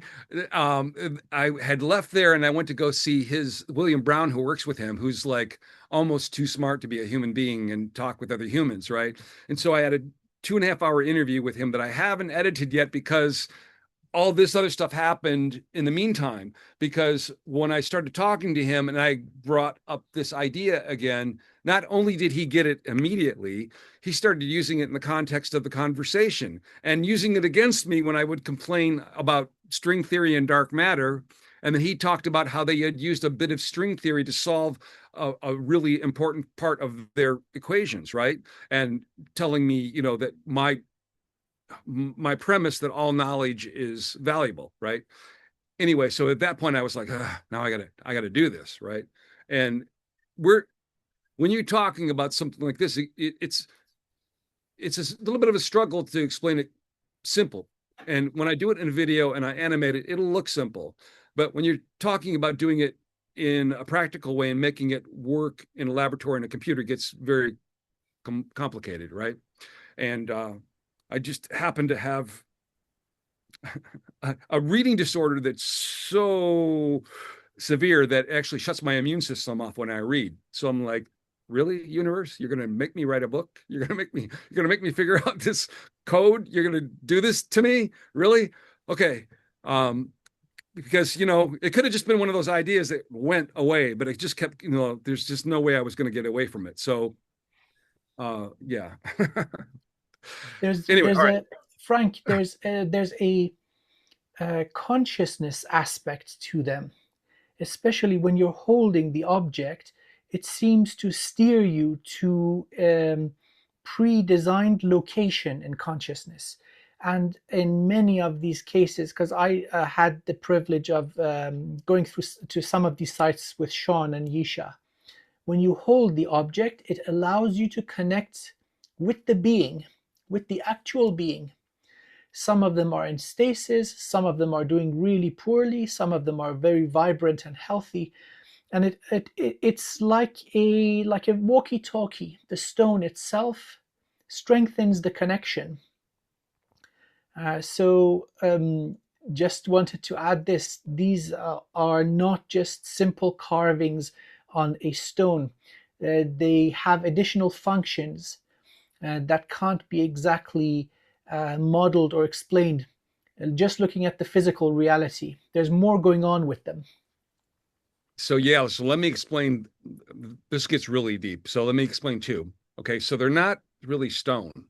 Um, but one of the scientists that worked with the team, Trevor Miller, just did a presentation in Paris in front of all the leading scientists that deal with polymers, Hmm. and um, they've been analyzed to be a form of aluminum silicate. And so I did research on that and found out it's basically alumina and silica, but it has to be There's a put. receiver. It has to be a very specific um, blend of it, and it has to be done at 3,500 degrees. Right? This is not Stone Age over the campfire stuff, right?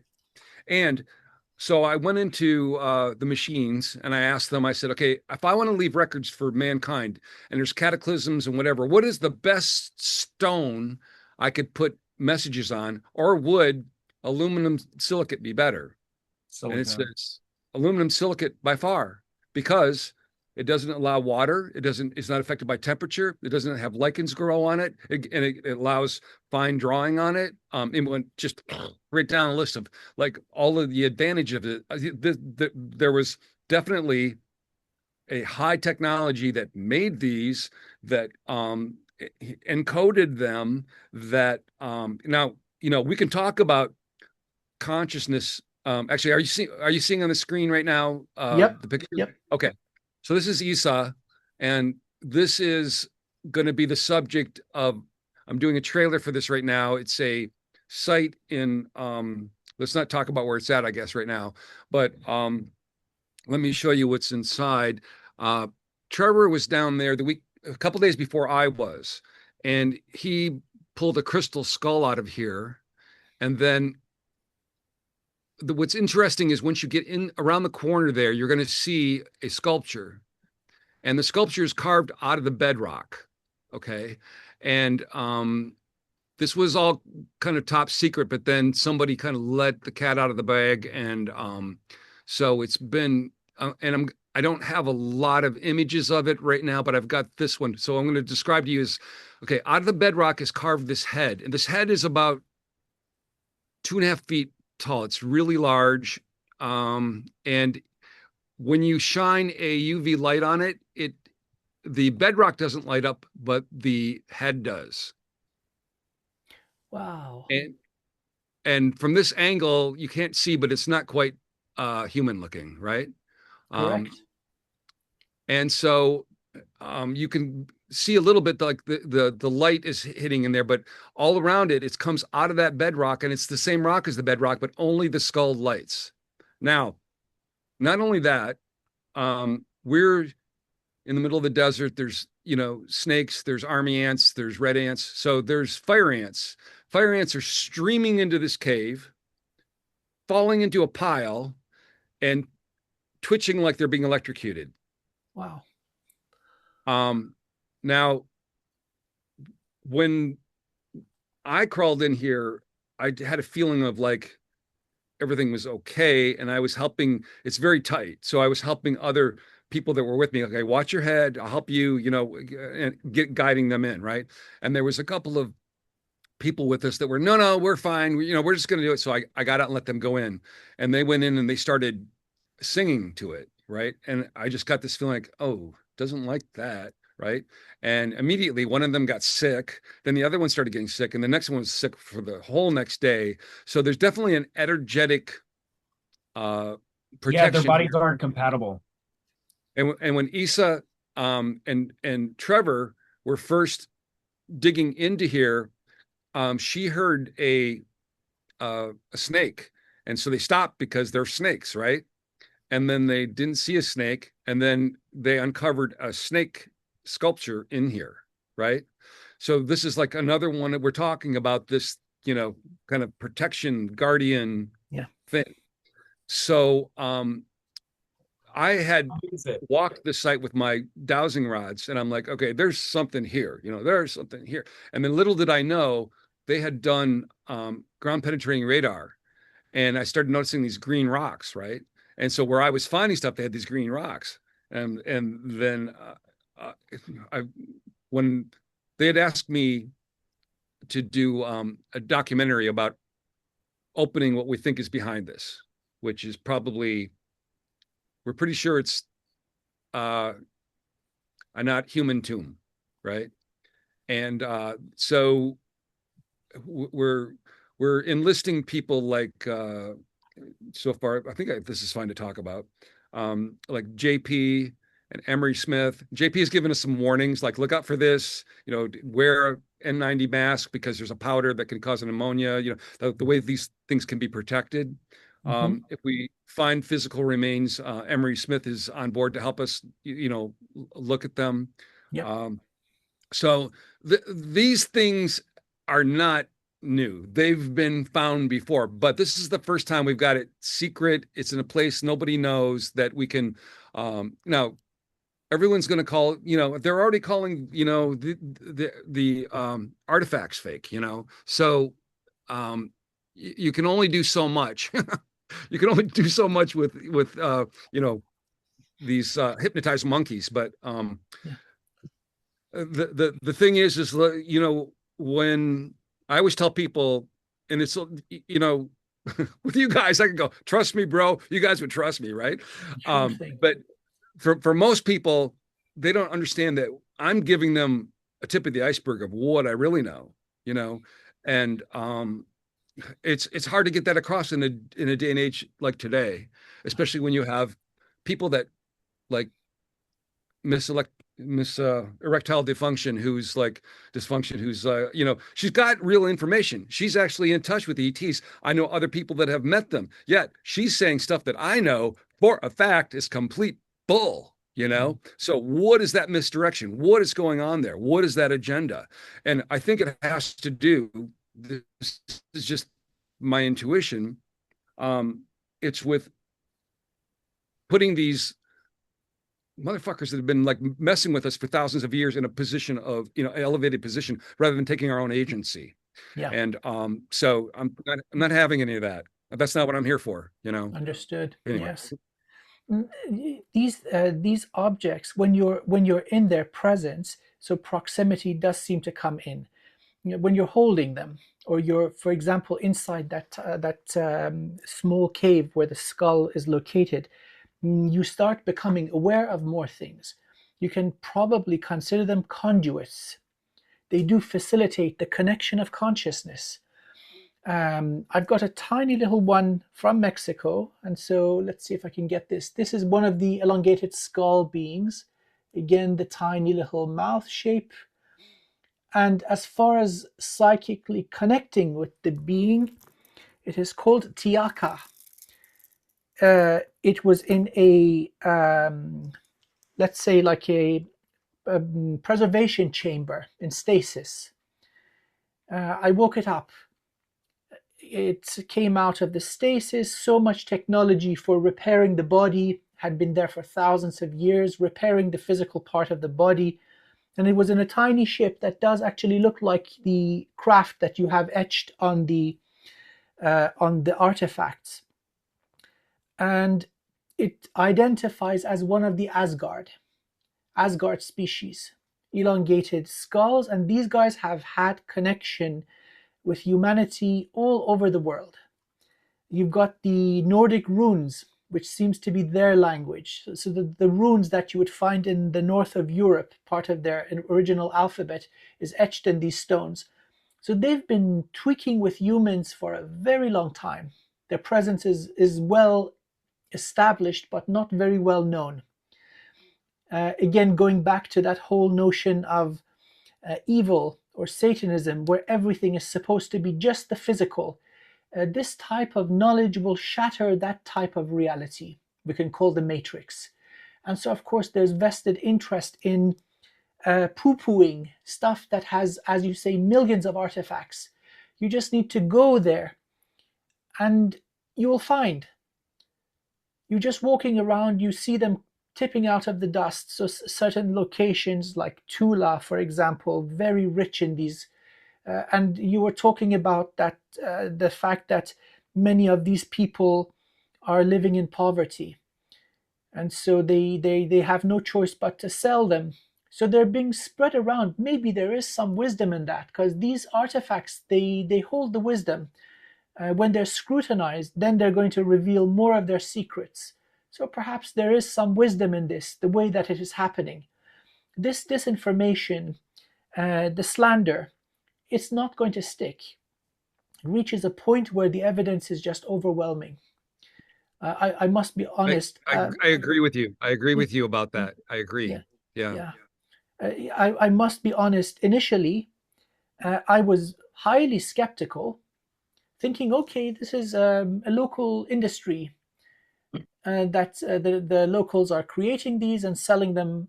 But as soon as you are in a room with these artifacts, the energy is undeniable. Certain objects quite literally start a conversation with you. They take you into altered states. That is undeniable. So I suppose the evidence would be in people interacting with the objects. Yeah, so I'm probably seeing right now. This is one of the first ones. They call these potatoes. That's kind of their name for them. But there's literally six that I have that have kind of DNA, unmistakable, double strand Yeah. DNA. So um, the the it, it's going to be tedious for me to go through the rest of the things. I think what it will do is maybe we'll prepare something else, and I'll make an entire slide of other things. But basically, you know, the main thing I wanted to get across is that um, we've got people that thousands, if not millions, of people are looking up to that have agendas that are questionable, and they may have true information, but anybody who's telling you to look to them for the answers, I think that is your warning sign. Like the one thing that I always, will say is like, my truth is not your truth, and if for me to give you that is, and for you to look to me for the answer, and for me to allow that would be a mark against me. I'm not going to allow that, right? So, uh, for instance, this summer, I'm still putting this together, still kind of flowing around the ether, but I have a couple handbags, like Anunnaki kind of handbags, but they're not big enough for an Anunnaki, but they've been found in these things. And you guys know JP, right? Jorge. He had a being give him, he said an acorn, right? But English isn't his first language. For a day, I'm thinking, okay, get back to me. JP, did you mean a pine cone? He goes, oh yeah, pine cone. I'm like, okay, you still have it? He goes, oh yeah, I kept it over here in my room. I go, okay. You got a pine cone from a being that came down and gave it to you. I got handbags. I think all over the world we got Stellas with these guys, the handbag, and I said, okay, so we're going to have an event this summer. So far, maybe like the Monday, Tuesday, Wednesday before Labor Day. I'm thinking about including you, Drago. I'm going to see if I can get Trevor, JP, you, and we'll have I've got my old military base I told you about. That's a golf course now. There's nobody around it for miles. It's like completely dark sky. And bring people out and do it, because I've been able to bring ships down myself just with a couple people. JP's been able to do it with like 1,000 people. So just to kind of bring the acorn, the bag, and people together, and have an event for that, and then other things like we all give our presentations and do some things. My book will be out then, and I'll talk to you about it a little more later and see if it fits with your calendar and what we can do. But it's kind of the first time that I'm gonna like step out, and I was a little concerned because I've got brothers and partners and whatever, and they're like, oh yeah, we can get a bus here, we can do this, we can. They're jumping right on board with it. So it looks like this is going to come together. And JP like started talking about it right away on podcasts, and I was like, oh, because I was just thinking about him and I going out and doing it. He's thinking of it as a whole big thing, which probably is what it should be. So more on that later. Well, that's exciting. I figure Looking forward if I to get you a plane learning ticket, more. I'll probably get Drago there. Get you a plane ticket and a place to stay and get you uh, some speaker fees and get you up for a presentation. So we'll talk about it. I didn't mean to put you on the spot. I'm just like thinking about it right now. So That's always been the plan for us, man. We had talked about probably trying to make Mackinac like a place where we can do conferences at, but the fact that it's so hard to get to, and your brother's organizing the buses, and it's not easy to get to, like Yeah. you have to have infrastructure in to make that successful. But having a bunch of guys that's this sensitive to technologies, it's way more valuable than having a couple people because the perspectives that you're going to bring to it's going to make it more powerful. Well, plus that part of the country, there's people there that are interested that maybe don't go to other conferences that can come to it, you know? So look, I want to keep it kind of like modest at first so that, no matter what happens is success, we don't have to like, Yeah, yeah. try to overdo it, and we'll just see how it goes, It's a gorgeous place. It's a gorgeous time of year. And yeah, so Yeah, I yeah. your place is amazing, man. Like I would watch you just post videos on your electric bike and you're just going through the entire property, man, and like that's why so many people come to your campgrounds over there and there's so much joy in that area because I believe it's an energetic, there's something energetically going on, and that ties into the military base. Like they always put it near, even like the connection of the elites. That's not talked about with Mackinac. Like it's there for a reason, and when we discover what's under that shit, that's gonna probably change the narrative of history, period. Well, okay. So I have some data on that I just learned. Ah, Okay, so Epstein Island. Before there was Epstein Island, it was Mackinac Island. I had no idea. It was one of the survivors that was at the last Galactic Informers that uh, Catherine O'Brien, she had actually been there with, you know, some of the Gerald Ford and Bush and blah blah, and was describing, and I was completely shocked. I mean, I was that that was so shocking for me that I had when I went to the pyramid conference, this little woman comes up. She's a spiritual healer. I had no idea. She came up and just started doing a healing on me because, and it was the strangest thing. And it was, I had been, it was just this darkness that I was carrying ever since I learned that. And it just felt like this hand came in and just pulled this. And I was like 15 pounds lighter because, you know, that's the problem. What they do is so evil and so dark that when you're a normal person, it's hard to not be traumatized when Yep. you really imagine what they've been doing, That's the whole point, you see. These locations have been sacred for time immemorial. This is going before humanity. They're special locations. Usually underneath, we've got very large crystals, guardian crystals. And the function of these is holding an open portal to source energy. Now, in the presence of these crystals, evolution is accelerated. Now, there's a very easy way to put them to sleep, and it is through trauma. They're so um, sensitive, they are sympathetic or emotionally connected, they go into dormancy. And you see this, then there's sacred geometry used to trap that energy. If there's a soul that has now left the body, the soul is trapped. And also there is human remains. So many of these temples or old churches, you would see a collection of human skulls. That is keeping the energy of trauma above these crystals. Now that takes a whole part of the natural grid line of the earth offline.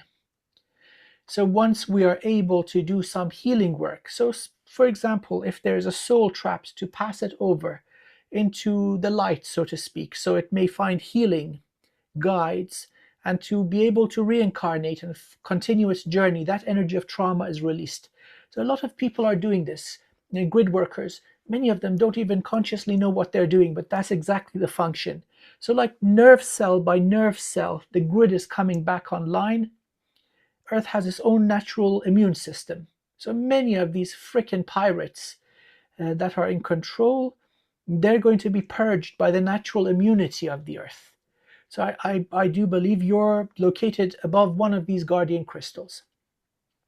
So that area is known to the Native Americans as their most sacred place, their Garden of Eden.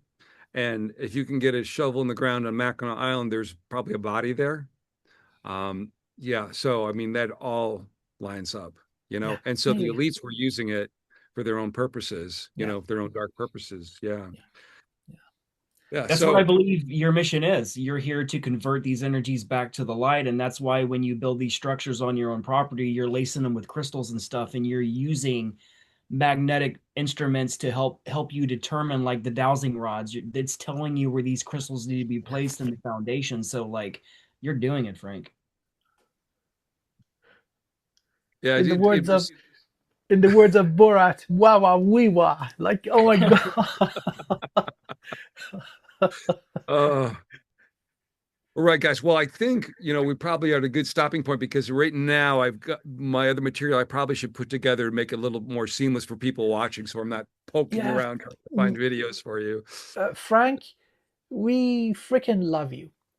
You are one cool dude and an awesome human being. Let's not just even get into the spiritual side of stuff and your rank and what it is you're doing here. You're a blessing.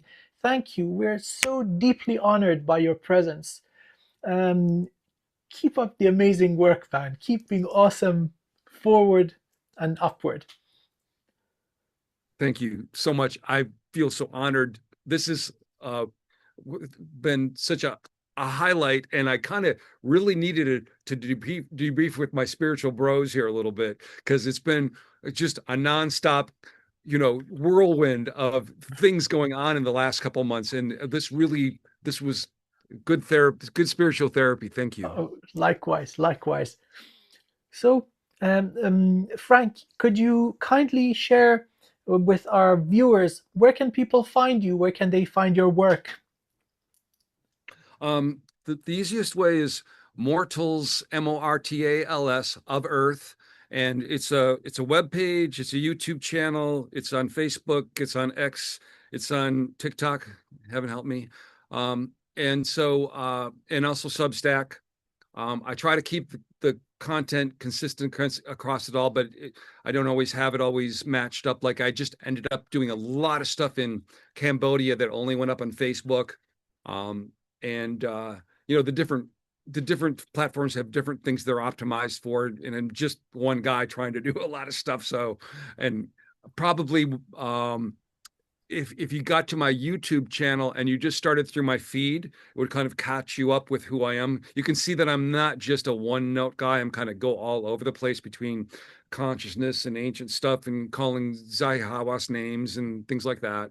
Um, the uh, uh, the the next few months I really have to devote to getting the message out about the book and the technology, and then I'll probably have to spend some time because I once the patent application, if it's approved, then I have to deal with getting the patent done and developing that, which is it's going to be a thing. I'm also working with Trevor and Filippo Biondi. We're deciding whether we want to either try to get them a really big computer or to do a distributed networking system where everybody can donate computing time. Yeah. My input on that was let's do both, because if you can put an app on your computer when you're not using it to help him process things, you're basically allowing the collective consciousness of the earth to give supportive energy, right? So, yeah, let's get him a big computer, but let's also let everybody else participate as well, because it's a non-invasive way of being able to investigate sites that are at risk where you don't have to ask permission. The data is freely available from space. We've had breakthroughs in Egypt that are going to start getting proven. And there's a new generation. For some reason, things are not being as fought as much as they used to be. Permits are getting through. It's pretty shocking. But one thing I will never bet against the manifestations caused by Trevor Grassi. I would tell you that man, you know, he he's a very humble man, but the mountains move for him, you know. And he's making cool technologies. He made this for me, Wow. cool tensor ring coaster to help transfigure my water and stuff like that. So he's doing all kinds of cool stuff, man. He's not just, discovering things in Egypt. He's trying to develop his own technologies. And like the group we're in with Frank, it's all technology people. So it's like a million perspectives is better than one perspective. Like you said, open source this, help share it because that's valuable. That's bringing in creative consciousness, and you're expanding that energy outwards. You know, that's what me and Amir are more powerful together than we are separately. So this is why we started this Yes, show, man. yes, yes. I'm getting goosebumps all over. Oh my goodness. Yes. This makes me I want so to jump in happy. really quick because actually I'm really glad you brought that up because Trevor has very little time usually to make the tensor stuff, right? I've got his stuff that I use every day, just like you do. I keep it around. I have it one over my meter. I have, in my table. But right now, he just reopened his, I think it's his Etsy store. You can look him up online, and he's doing them. And you will help support the guy. Like has just dissipated everything he has to do what he's doing. He's not getting paid from anybody for anything. Everything you see online, he's like got a crappy laptop working, doing his own Yeah. videos and doing his own content. So if you really want to help evolve civilization and rediscover who we really are and support somebody who's just a freaking king on the earth who's come back to help us, Yeah. check it out right now because he doesn't always have time to make those devices and he's doing them right now. Well, guess who's going there? Awesome. Frank, is there anything you want to um, say to close down the show? Any message, any advice for our wonderful viewers? You've been around the block, you've seen things and done things. What would your parting advice be for our wonderful audience?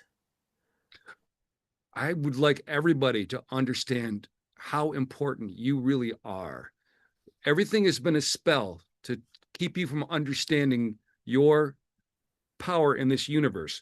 And like I said, the word faith is just something that's been caused to distract you. No, you're connected to the divine spark. Every intention, every thought, where your energy goes is important. When you hold the door open for somebody, when you pick a piece of garbage off the ground, when you help a neighbor, when you say a kind word to somebody who needs, some support, when you do any of those little things, those ripples go out through the universe. You're basically lighting up the darkness. And the dark ones, the people that have been holding us down, it doesn't take many of us. We can defeat them, right? It takes us awakening to remember who we really are. So it's not faith, it's knowing. You can do it. I'll have stories next time and illustrations on some shocking ways that I can illustrate this has happened in real time with real matter. Okay. Yeah. Anyway, thank you. Thank you so much. Keep being Perfectly said, awesome. Frank. Yeah, man. I just want to just say in final conclusion, just like this ring here, be the ripple you want to see in the world. Create your own change in the water and allow it to affect the entire universe, man. Awesome. Beautiful. All Okay, right. love you guys. Take good care. See you next time. All the All right. very, very best. Till next time, everybody.